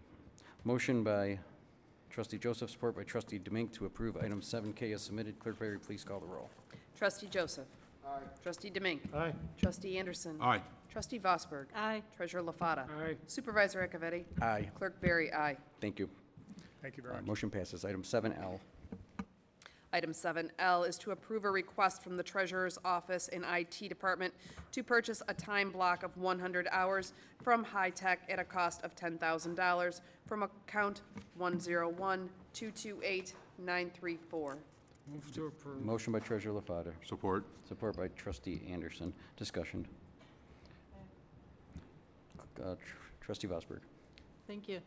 On the cover page, under procurement details, is it asking for, saying that a budget amendment for 10,000 will be needed?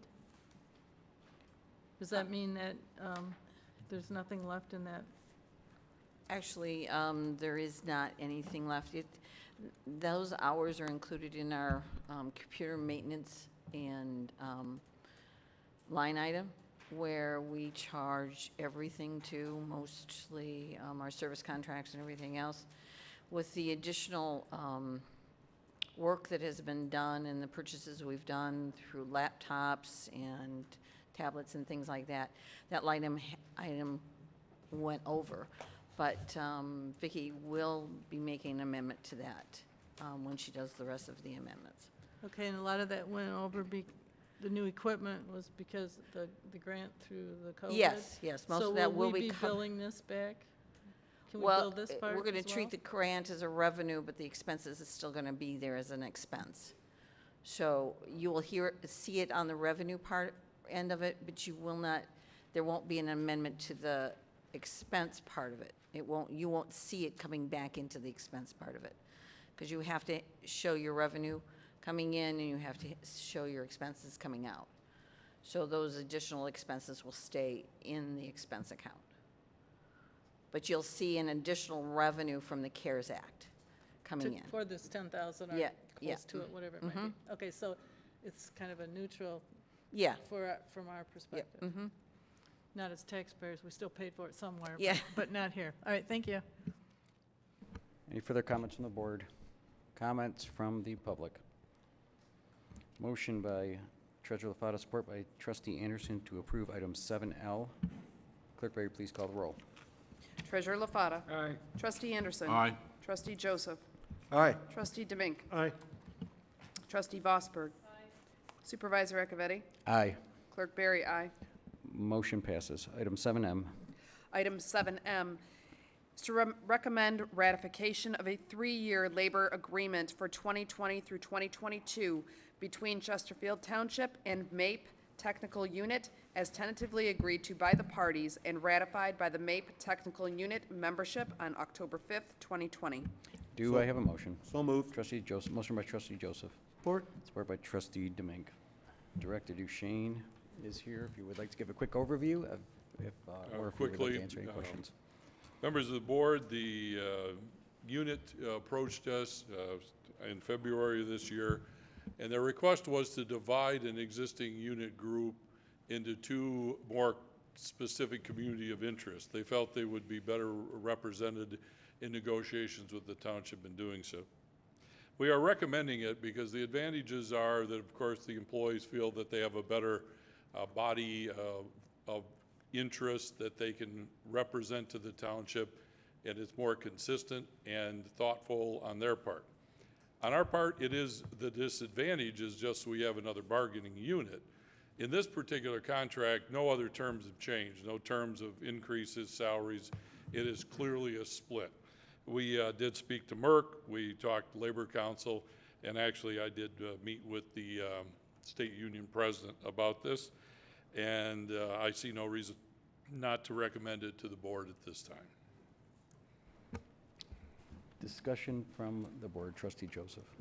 Just wanted to point out, in areas personally where I've had experience with a union being somewhat divided, it can be very difficult for both teams, the labor team as well as the management team, when you have a unit that is not maybe together in terms of what interest they find to be most valuable.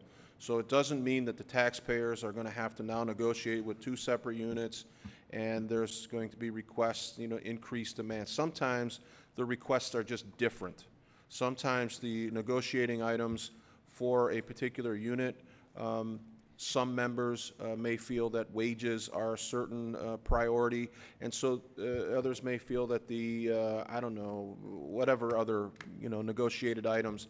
And so when you have a unit that is able to look introspectively and divide out to simply say, I think it would be better if these items were negotiated in a separate, is a big deal. And it probably took a lot of work and a lot of discussion on the part of the union, and hopefully we are then able to respond as the management team and looking at how to meet the requests of the individual units. So it's a good move for both, and it took a lot of work. So congrats to the HR team, but also to the individual union members that got together and brought this forward and this request. So appreciate that, and I hope it pays dividends at the negotiating table.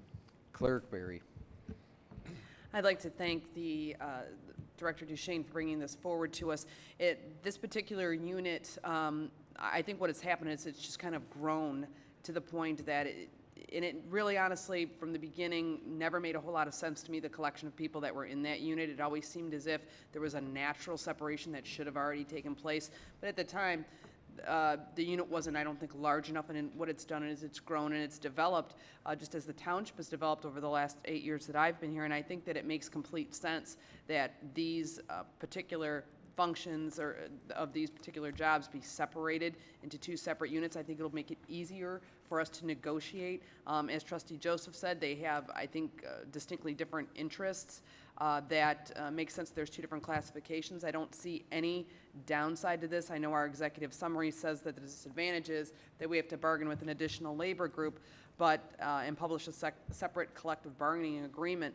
However, I think that that will actually benefit the employees as well as the township down the road when it comes to negotiating future contracts. So I'm happy to see this. I think it was kind of a housekeeping cleanup issue that probably should have been done a while ago, but perhaps it just wasn't the right time. And I'm glad that we took advantage of this time now to do that. Thank you. Any further comments on the board? Concerns from the public? Motion by Trustee Joseph, support by Trustee Demink to approve item 7M as submitted. Clerk Barry, please call the roll. Trustee Joseph. Aye. Trustee Demink. Aye. Trustee Anderson. Aye. Trustee Vosberg. Aye. Treasurer LaFata. Aye. Supervisor Acciavatti. Aye. Clerk Barry, aye. Motion passes. Item 7N. Item 7N is to approve a recommendation by the Human Resource Department regarding the township's employee-provided health care as required by PA 152 for the 2021 calendar year and adopt Resolution 2020-33. Do I have a motion? So moved. Motion by Trustee Joseph. Second. Support by Treasurer LaFata. It was a close call. I gave it to the runner. Members of the board, Director Duchesne. since I just snuck in before adjournment on this lengthy agenda tonight, it shows you how popular I seem to be. I wanted to point out while we took a moment, the board had put down some goals in controlling health care, And even though we are opting out of applying PA 152, because we have agreed in all of our agreements to waive that as we go forward, the act that brought significant changes for public employers has been a tool, even as it's been applied working forward here in the township. I think as you see the couple of big changes that I want to point to, and this first slide we just put up is a single coverage example of the other big change is that is in the self-funding, self-funding for this. As you see the drop in from what the township was paying to what it is now in the single coverage unit shows a decidedly different trend than what's been happening in public health care costs for municipalities. Now on the other slide, we show what two-person coverage does, because this is very complex, so I'm not going to spend a lot of time going through each and every option. But by taking the position the township did, including self-funding and negotiating very vigorously with the labor units, which understood the issue and have remarkably worked around their members' concerns to make this happen, we have a trend line that's actually gone down. And go on to the next. So township medical costs, I only did a snapshot back to 2017, and I think this board, the 16-20 board, was faced with bigger challenge than this in the earlier year. But so actual total township medical costs for employees was at $3,578,916. In 2020, we are at $2,211,286. So in summary, just the combination of negotiations, the combination of, even though waiving PA 152, the principle of moving the township into a more affordable health care with a very strong benefit base has been very successful. And we are hoping through the combination of where we stand in our coverage documents, our process with the assistance of an excellent benefits broker, and self-funding, we can maintain or hold against the trend, which the state of Michigan this year projected in our cap write-up. Every year the state treasurer gives us what the cap is going to roll up. It rolled up 3.3%. So that was the cap in their estimation, what it could go to if you were applying PA 152. So by example, obviously we had a reduction, which I think is strong. Can it change? Certainly. Self-insurance has proven to be an effective method. Could it be affected by future rate changes? Most certainly. Will future premium rates in standard plans go up? It's without a doubt.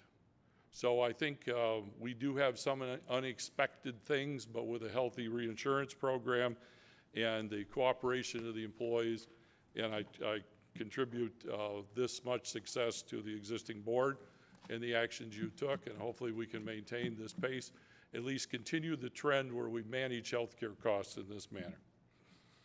Thank you. Trustee Joseph. Mr. Supervisor, I would be remiss if I didn't mention that this is one of the areas that I think our board should be most proud. This was a really difficult thing, and if you can go back, I know you just captured 2017, but if you go back to 2014, 15, you will see the Public Act 152 in essence says that municipalities can either pay a flat cap of, what is the cap now, Director Duchesne? There's the cap, I've itemized it in here, but right now the state is stating that single coverage is $7,043.89. Spouse dependent coverage $14,730 and $19,216 for family coverage. So if you go back before this board was seated, you'll find employee health care that was, and I don't have the specific numbers, but you're somewhere closer to $30,000 for a family. That was not the exception. That was pretty consistent.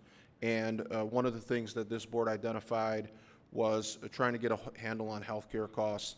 And there was even discussion in our first contract together as a board of instituting, not opting out of Public Act 152, but allowing Public Act 152 to be the law of the land, just to try to get a handle.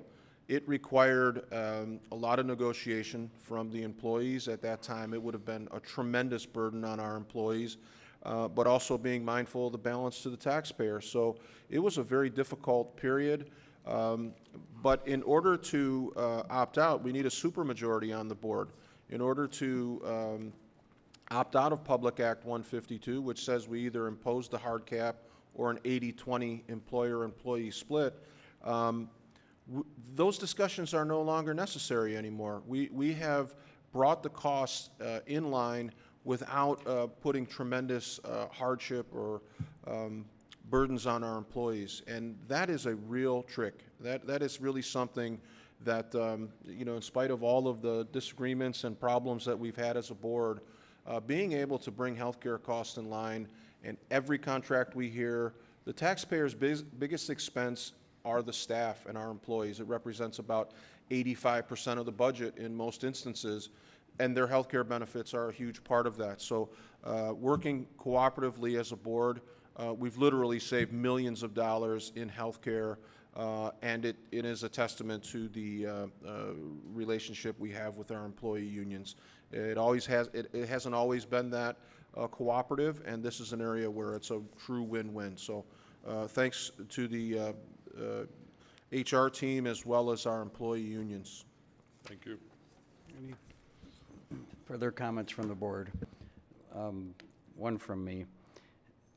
Out of all the things we've done in the last 4 years, and it's ironic we're having this discussion, I'm going to echo Trustee Joseph's comments. This, if you could back up to the last slide if you don't mind. That change to the graph of total medical costs. An annual savings for our employees, oops, you got a little out of hand, and these are just current employees only, but 1.3 million from 2017. When I walked in the door, this board walked in the door, those numbers, this 2017 number was going to go up 22%. That was the proposal in front of us. What's not in here is the retiree and the effect on our OPEB and long-term liability. That we were worst in trending to be unsustainable long-term, and it was taking away from investments that we needed, roads, sidewalks, facilities, everything else. And so that cannot be overlooked, and it happened with a lot of work. We actually had to make a decision to short contract. We shoved 2 negotiations into this.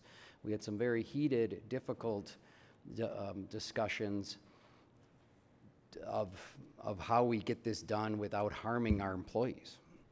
And we did that. We still have amazing coverage. It was a lot of innovation going out with vendors and labor law attorneys and multiple contract negotiations. The end result is we have fantastic medical, and we are no longer worst. We're very close to being best in that 4 short years. We have a healthcare savings account due to our self-funding model that is going to provide us with a very, very nice cushion, and I anticipate this trend continuing. Without that happening, without that single move that this board did, nothing else would work, because we would be crippled by not only the day-to-day benefits costs, but the OPEB, which was falling off of a cliff to below 70% funding. Our last number was, I believe, 86, and really heading in the right direction. This is a big piece of that pie. So I couldn't agree with you more, Trustee Joseph. Out of all the stuff that went down over the last 4 years, this should not be overlooked as a point of pride for this board and for our entire community. And the results are going to be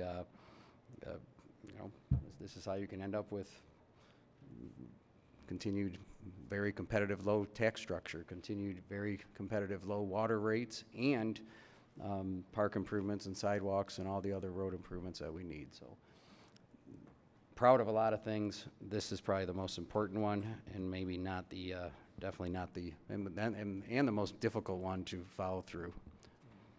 So I appreciate your comments, Trustee Joseph. Any comments from the public on item 7N? Motion by Trustee Joseph, support by Treasurer LaFata to approve item 7N as submitted. Clerk Berry, please call the roll. Trustee Joseph. Aye. Treasurer LaFata. Aye. Trustee Anderson. Aye. Trustee Vosberg. Trustee Demink. Aye. Supervisor Acciavatti. Aye. Clerk Berry, aye. Motion passes and the resolution is adopted. It needed a supermajority and it did receive that. Unanimous. Mr. Supervisor, if I could just take a moment to say the HR department appreciates our professional relationship with Treasurer Paul LaFata. Wish him well on wherever he goes in the future. As a department head, we had much communication and contact, and learned a lot about the gentleman. And again, my respects and best wishes on behalf of my department, the directors, department heads, and I know you will continue to do well whatever you do. Thank you. Thank you. Item 7O. Item 7O is a request to approve the 2021 Township Meeting Calendar and Holidays. Do I have a motion? So moved.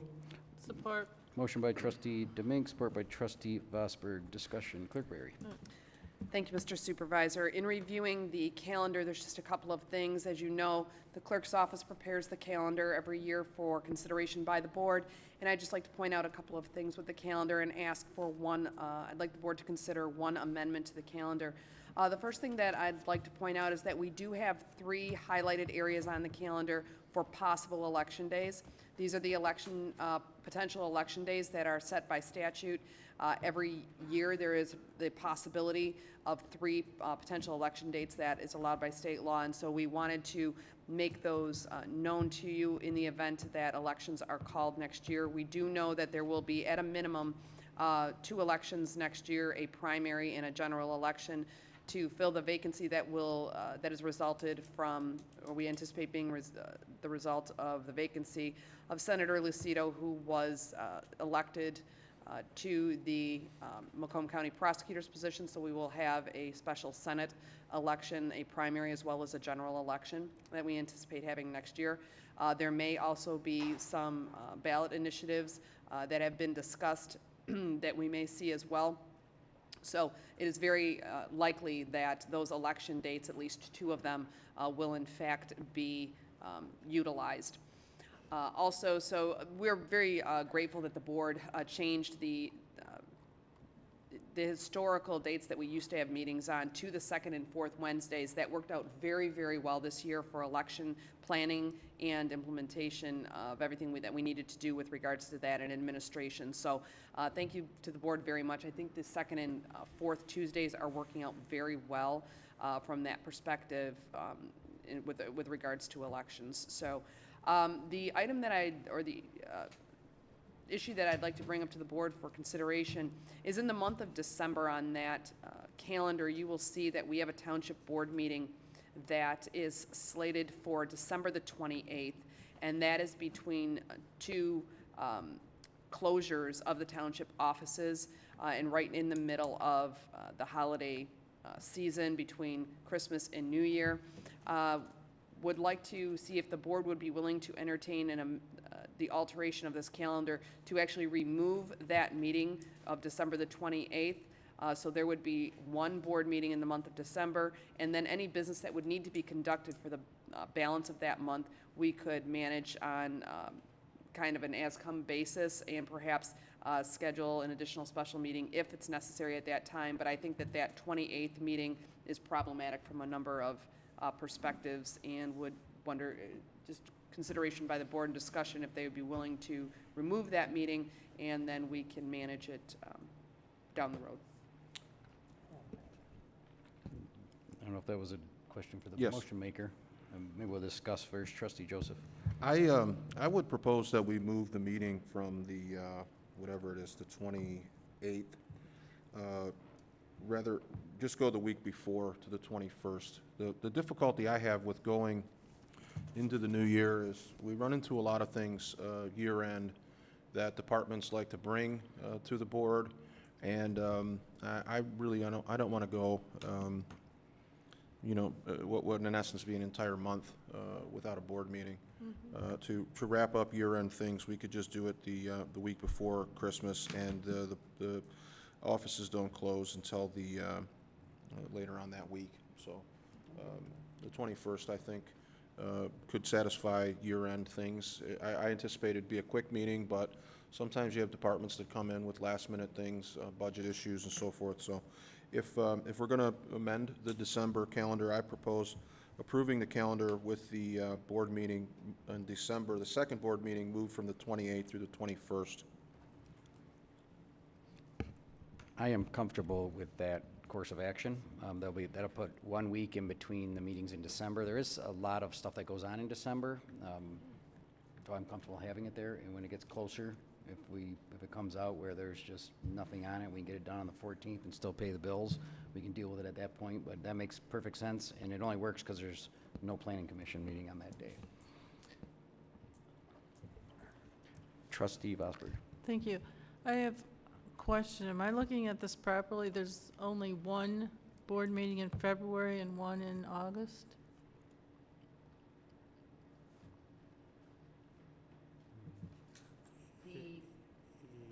The board meetings in August are on August 10th and August 24th.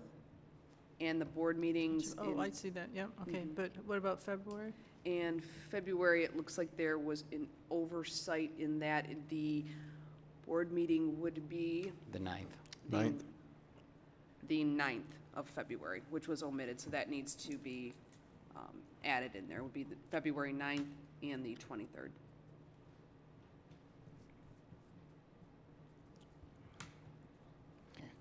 So Trustee Vosberg, or no, Trustee Demink, would you like to amend your motion? Yes, I'll amend the motions with the recommendations by Trustee Joseph and the adding of the February date. Continued support, Trustee Vosberg. Yes. We have an amended motion by Trustee Demink to approve the calendar, moving the December 28th Township Board meeting to December 21st, and correcting the error of the missing February meeting, adding it for February the 9th. Just further discussion on the calendar. Comments from the public. Motion by Trustee Demink, support by Trustee Vosberg. Clerk Berry, please call the roll. Trustee Demink. Aye. Trustee Vosberg. Aye. Trustee Anderson. Aye. Trustee Joseph. Aye. Treasurer LaFata. Aye. Supervisor Acciavatti. Aye. Clerk Berry, aye. Motion passes. There are no addendum. Moving on to item number 9, public comment. Please state your name and address or just your name for the record, and limit your comments to 5 minutes.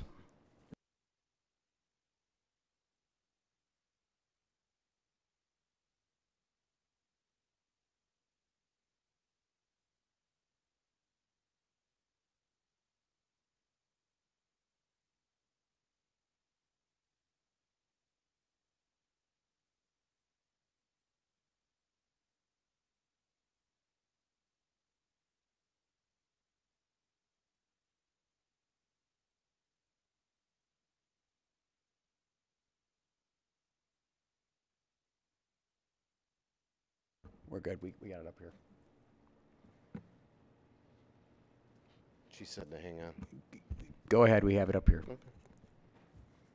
Good evening, Township Board and Chesterfield Township residents. My name is John Spica. I was informed today from Mr. LaFata that there was a budget review last night.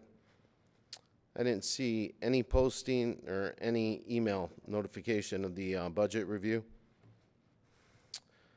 I was also informed that Clerk Berry sent out an email at approximately 9:30 Monday morning, Monday, November 9th, about the meeting scheduled for that evening. This reckless and dangerous behavior is a clear violation of the Open Meetings Act. Need I remind reckless Clerk Barry that when the board meets in full, the residents of Chesterfield must be notified. I will personally report this as a violation of the Open Meetings Act. I'm going to take an educated guess and say that the reason that the public wasn't notified is because Clerk Barry, Supervisor Acciavatti, and Trustee Vosberg are back at playing games with people's lives. Not even a week after the election, it's business as usual in Chesterfield. The only reason why the same board won re-election is because each and every one of the elected officials rode the president's coattails. There is no shame in this board. It was twice, the 2 free rides, in 2016 and 2020. Clerk Barry was in my subdivision doing a lit drop on October 28th at approximately 11:41 a.m. prior to the election during working hours. This is a 5-2 board where Supervisor Acciavatti has complete control. Not only does he have complete control, he owns the checkbook. So he controls the board and the money. That's equivalent to putting the fox in charge of guarding the hen house. The definition of insanity is doing the same thing over and over and expecting a different result. I predict turbulent times for the straight ticket Republican vote. Public safety is going to suffer, parks and recs will suffer, and wait till you see what happens to the general fund. Stay tuned, and it's about to really get interesting in Chesterfield Township. Mr. LaFata, I want to thank you for your dedicated years of service.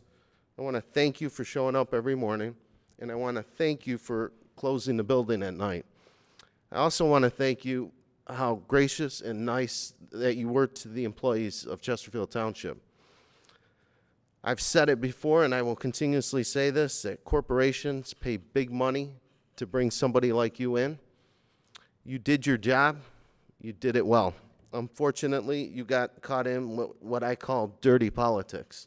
And dirty politics exists in this township, no doubt. But again, thank you for your service. And again, one thing that we all want to keep in mind, elections have consequences. Thank you. God bless, and good night. Thank you. Any further comments from the public?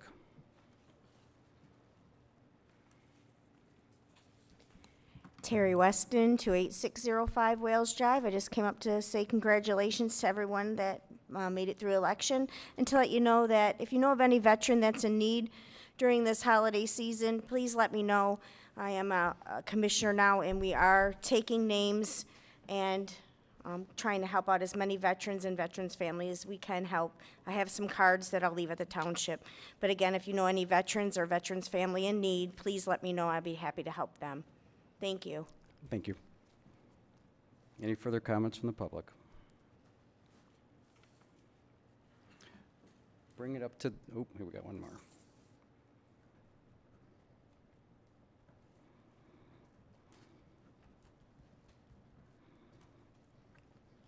Joe Catich, I live on Sutton. First, I'd like to say I ran into a problem anyway, about mid-year when discussing, I come up here to talk about agenda items. Apparently, there's no back and forth anymore. I've seen it, other people would get back and forth. In other words, I say something, you respond. I say something again, you respond. Now it's, I'll answer your questions at the end. And I have no regress as to how I feel or what your answers are. I think that's unfortunate. I think if you want to get input from the public, you ought to let it be an open discussion and not close it off and just after somebody's left the podium say this is what I want to say. Because in essence, the things I talked about that roadway or the pathway, you didn't answer. Did not answer any of my questions. Essentially, you said this is what we came up with. And it was, all these people were involved, but you didn't say how we got to the point where we've got a pathway that's 6 feet off of the highway.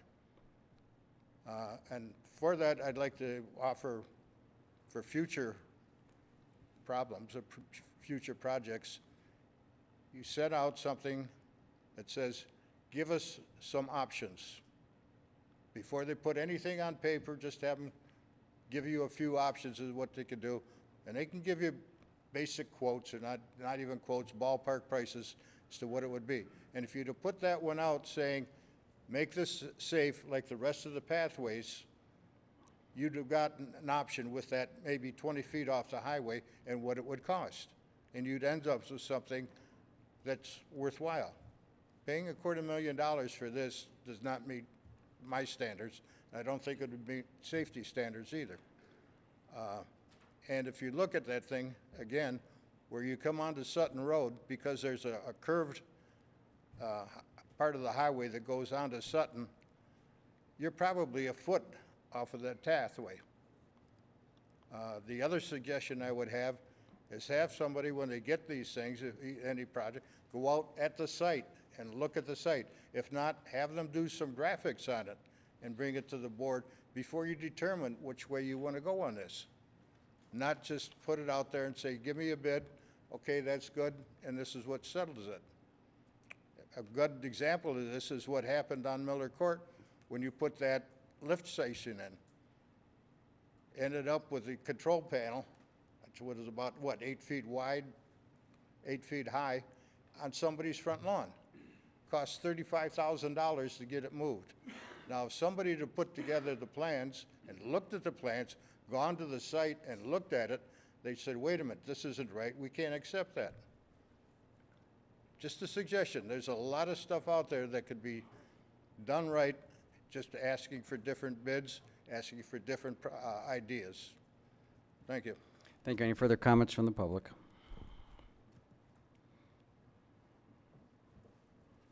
Bring it up to the board. Trustee Anderson. Thank you. A few reflections on Mr. LaFata. There's more than just what I'm going to mention, but a couple stand out here. Going back to the 2012-16 board, Mr. LaFata volunteered his time and expertise both with the police layoff moratorium and the water rate advisory board. Benefits of both these activities were beneficial to all parties involved. As treasurer, he was a chief architect of the public safety SAD process, which was unanimously approved by this board here. I consider it a privilege to have served with you on this board, Mr. LaFata, and I am honored to call you a friend, and I hope that it will continue beyond November the 19th. Thank you, Paul. Trustee Joseph. I have similar comments as Trustee Anderson, but if I could first address a couple of the speakers. The one thing I agree with Mr. Speaker, the statement about companies and corporations paying huge sums of money for your talents, Mr. LaFata, are not only accurate, it's what they did your entire career. You were brought in to look at and turn around failing factories, failing suppliers that had budgets significantly more than we deal with here in the township. There really wasn't a project that came, across your desk here in the township that was anything that you hadn't dealt with on a regular basis in your, pre-retired career. And Mr. Speaker is right. Your talents and your skills are something that companies would pay handsomely and have paid for. We were very honored and grateful, and like Trustee Anderson, I'm just incredibly honored to have served on this board with you. Mr. Kadich, your comments about the soliciting input, and I can assure you that when we have an agenda item, if we allowed a debate and a pros and cons to go on, what would be the point of having a board? You know, you elect your elected officials. We're given reams of information on each item. Resident feedback is most appreciative, and I look forward to hearing from people in between board meetings that have issues on agenda items, which I know I've been honored and privileged to talk with you about things that you felt strongly about, and on at least one occasion we brought a special agenda item specifically to address an issue that you felt had not been properly discussed.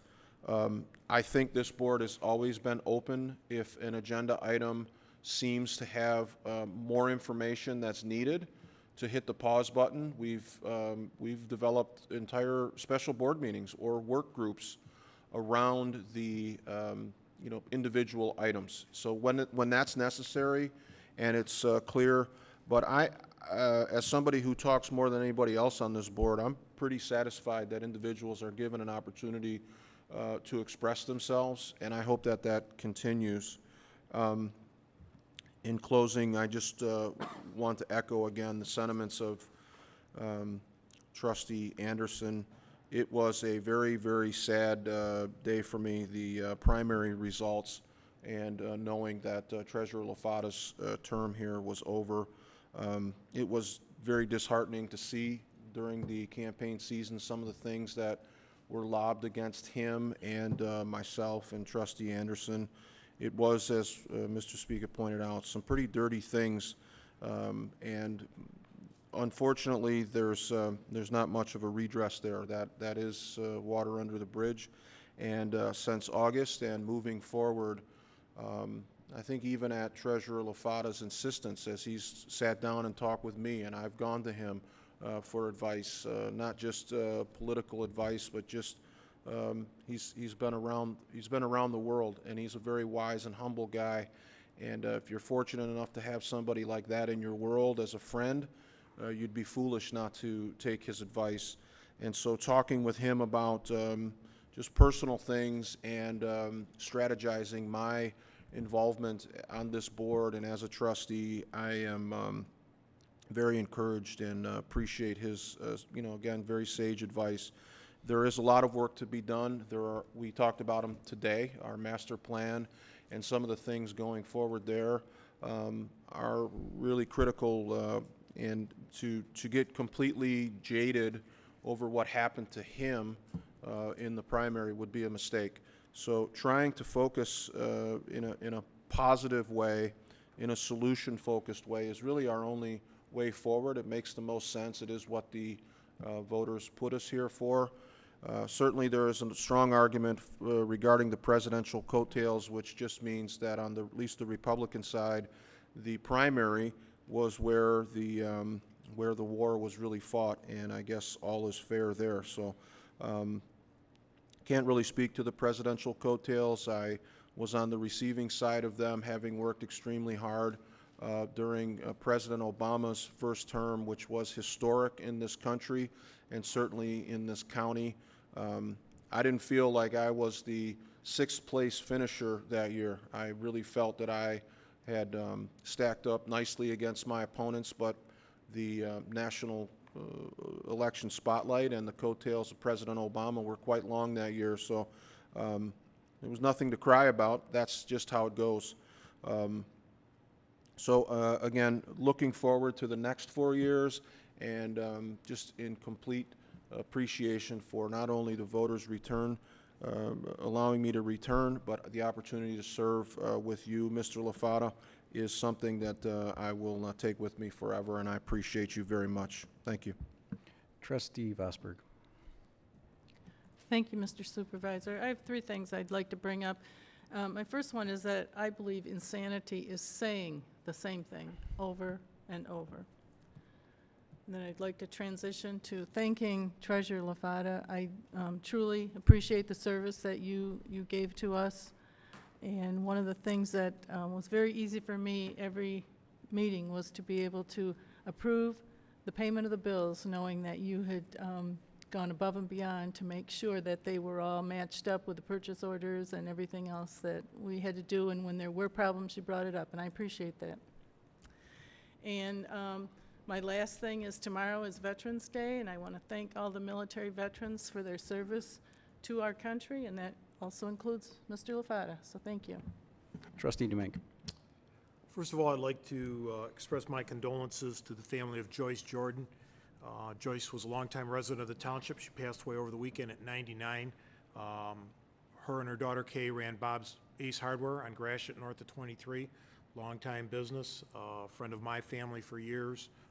Her late husband Bob, who died in the early 80s, was the electrical inspector, so I'd like to send my condolences out to that family. Paul, I wish you the best. It's been 4 years. I don't think in my entire lifetime of 62 years I've seen a numbers guy like you. Not always agreed, but I understand where you get your numbers, and you definitely know the numbers, and I wish you the best whatever your endeavors doing, sir, and I wish you the best that life brings you. Next, I'd like to welcome congratulations to my fellow board members. The 6 of us that are returning, and to Treasurer-elect Elliott. I hope we can all work together and work together as a team and do the best for the township. That's our main goal up here, whatever our differences are. I think we just need to all work together. That's what this township needs. Next, I'd like to say thank you to the residents, my family, my friends, my colleagues who supported me in this election. My goal is still to maintain positive and continue to make Chesterfield a better place to live, work, and play. I ran a very low-profile, low-budget campaign. That's the way I do things. I didn't get into doing hit pieces or anything now like that. That's not my style. I told Trustee Joseph and Trustee LaFata that when a couple pieces came out. That's what I don't do. You know, I do it on my own. I mean, this was my 5th term. I never thought I'd sit up here this long. When I got into politics in 2004, I said, okay, I'll try this. And there's a gentleman that I still ask questions of today, and that's Mr. Jim Ellis. He mentored me in politics in my first 4 years up here, and even to this day, I'll give Jim a call. And he's a good old Southern guy, and I respect his opinion and his thoughts. But I do my campaign the way I do it. I do it on my own. I don't take campaign contributions. And thank you for everyone that supported me, and I'll do the best I can in moving Chesterfield forward for the next 4 years. Thank you. Clerk Barry. Thank you, Mr. Supervisor. I'd like to thank all of the candidates who ran this year. Volunteering yourself for public service is not an easy thing to do. It's a challenging thing for the individuals. It's challenging for our families. Sometimes you're placed in positions that are not pleasant, and unfortunately, sometimes you catch a lot of negative energy and a lot of negative activity, but that falls on your families too. And so I'd like to thank all of the families who supported all of those who were willing to step up and be candidates, because participating in the democratic process here to make our republic stronger, even here at the local level. You know, local government service is often described as one of the most challenging and difficult because you are on the front lines. Everything that goes wrong, whether it's at the state level, the federal level, or the local level, people come to you. You're the most accessible. But that's also one of the most rewarding things about serving in local government is that you are constantly in contact with the residents who you serve. There's usually not any staff that's in the way. There's not, hours away in Lansing or things like that. You're available and accessible. We see each other at the grocery stores. We see each other at some of the restaurants in town. And one of the nicest things is being able to see someone at a board meeting and then see them shopping at Kroger with you. And they stop and say hello and say they appreciated what you've done, or that they have a concern they want to share with you. And you know that you actually have some ability to assist them. And it's a very rewarding thing. But in order to get to that point, you have to sometimes subject yourself and your families to some challenging things. So I'd like to thank all of the candidates who are willing to step up and put themselves out there. You really all should be commended. Those who were successful, congratulations on your election, and those who are not, please remain involved. And you know, there's always another election. There's always a next time. And I think that it was very admirable, and I think that the campaigns that were run in the general election were, you know, for the most part, well-intentioned. And I think everyone really, whether whatever side of the aisle that you were on, I think the motivation was to do what was best for Chesterfield Township. And I, being a successful candidate in November, I take that very seriously, and I plan to work with my other elected board members for the next 4 years to ensure that that happens. A couple of just corrections, just because I feel it necessary to kind of educate and inform when it's possible, or when I hear there's an error, I just want to correct that. One is that with regards to the comment about presidential coattails, President Trump did underperform all of the candidates who were successful at the local level. So all local candidates actually outperformed the president here in Chesterfield Township. I find Chesterfield Township voters to be very, very thoughtful, very concerned, and very willing to investigate all of their candidates. And I think that we have a close bond, the local elected officials do, with our electorate, and I think that's probably why you saw that. The president did garner 60.7% of the vote here in Chesterfield Township, and we all superseded that. So I don't know to what extent there were coattails. We did have also some increased straight ticket voting, and I think there's probably more credibility to the argument that straight ticket voters who turned out in a higher number on one side may have benefited some candidates perhaps more than others. The other issue to address is that with regards to our budget meeting and our all of our notices of our meetings, we do always put hard copy notices in the display cabinets that are here in the township. The electronic version, which is required by law, with regards to the Open Meetings Act. However, an electronic version of that is not required. In this case, we do from time to time have technical difficulties. However, as soon as we caught the technical difficulty that the notice wasn't sent out electronically, although that's not required, we addressed it immediately. And Deputy Clerk Niza was very concerned about that. She's very, very diligent in what she does when she posts those notices. And she monitors that electronic notification system very closely. And she caught it right away on Monday morning, and we were able to go ahead and take care of that. And we hope that we do not have any other technological issues from here on out. But again, occasionally they do happen, and we address them as soon as they do. If you are ever concerned about seeing a notice for a meeting, please be advised they are always posted hard copy here at the township offices. Thank you. Treasurer LaFata. I'd like to thank everybody, the township residents, township board, and township employees for the opportunity I had over the last 4 years to know and work with you. It's time for me to move on. This will be my second retirement, so I got a pretty good idea of what I'm looking forward to. It will not be a new experience. I thank everybody, and I wish the best for all of you. Thank you. Excuse me. Thank you. I would like to thank all the candidates here and everywhere who have the courage to run for public office, especially in this environment that we live in. Former Treasurer Hartman, Ms. Jones was here, Mr. Kadich, Ms. Merriweather, and I want to point out Ms. Weston contrasted with Mr. Speaka. Mr. Speaka, you could learn something from Ms. Weston, who graciously lost the campaign by 10 votes, that she put her heart and soul into, like we all do. I went to the Township Supervisors meeting today. These are all neighboring township supervisors in Macomb, and we'll have another one with the Big 20. In watching the grace of, and the peaceful transition of power and the democratic process work from elected leaders that understand these are not seats of individuals, the seats of the people.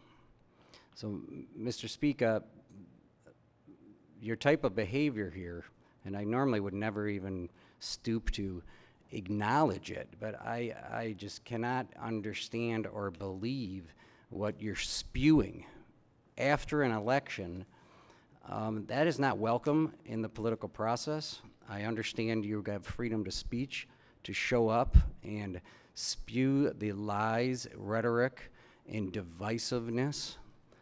It's not welcome here in Chesterfield Township, and I will not tolerate it. I will have to listen to it, but I will not acknowledge it. And if I could give you a piece of advice, many of us up here, I would argue most of us, besides maybe Treasurer LaFata, has lost their first election or second election. I'm not sure if they've lost 6 elections, but in order to actually serve the people and have a political career in front of you, some grace, some cooperation, some understanding would go a long ways. Couple quick updates. One, Brandenburg Park, you'll see some mobilization, silt fence, tree protection going on out there now. That project will hit the ground running. Temporary walls that you see beyond the glass are scheduled to be removed this weekend or by the beginning of next week. November 11th, 1918, I was glad that Trustee Vosberg mentioned Veterans Day. November 11th, 1918 marked the end of World War I. That every November 11th is now known as Veterans Day. We're fortunate to have Selfridge flanked to the south, the Southeast Michigan Veterans Facility here in Chesterfield. Another thing that this board should be very proud of. It is clear that we are paramount in our armed forces and veterans and that entire effort. The governor's going to be coming and touring the Veterans Facility tomorrow, which is a fantastic thing to do. Tomorrow is Veterans Day. However, this weekend, the Marines out back at the 24th Marines Memorial Wall here in Chesterfield will be celebrating, we'll be having a birthday celebration from 2 to 4. The public is welcome and encouraged to attend. I would urge the residents to take a moment to enjoy that wall as a place of reflection. It is a fantastic monument. This board made that happen along with the prior board for starting the wheels rolling on that. Today, this afternoon, the volunteers with the Masons Union did some caulking out there and some cleanup and to get ready for that celebration. You'll see it taped, caution taped off. That will be removed tomorrow by our facilities director. And with that, I wish you happy Veterans Day and a great evening. Do I have a motion to adjourn?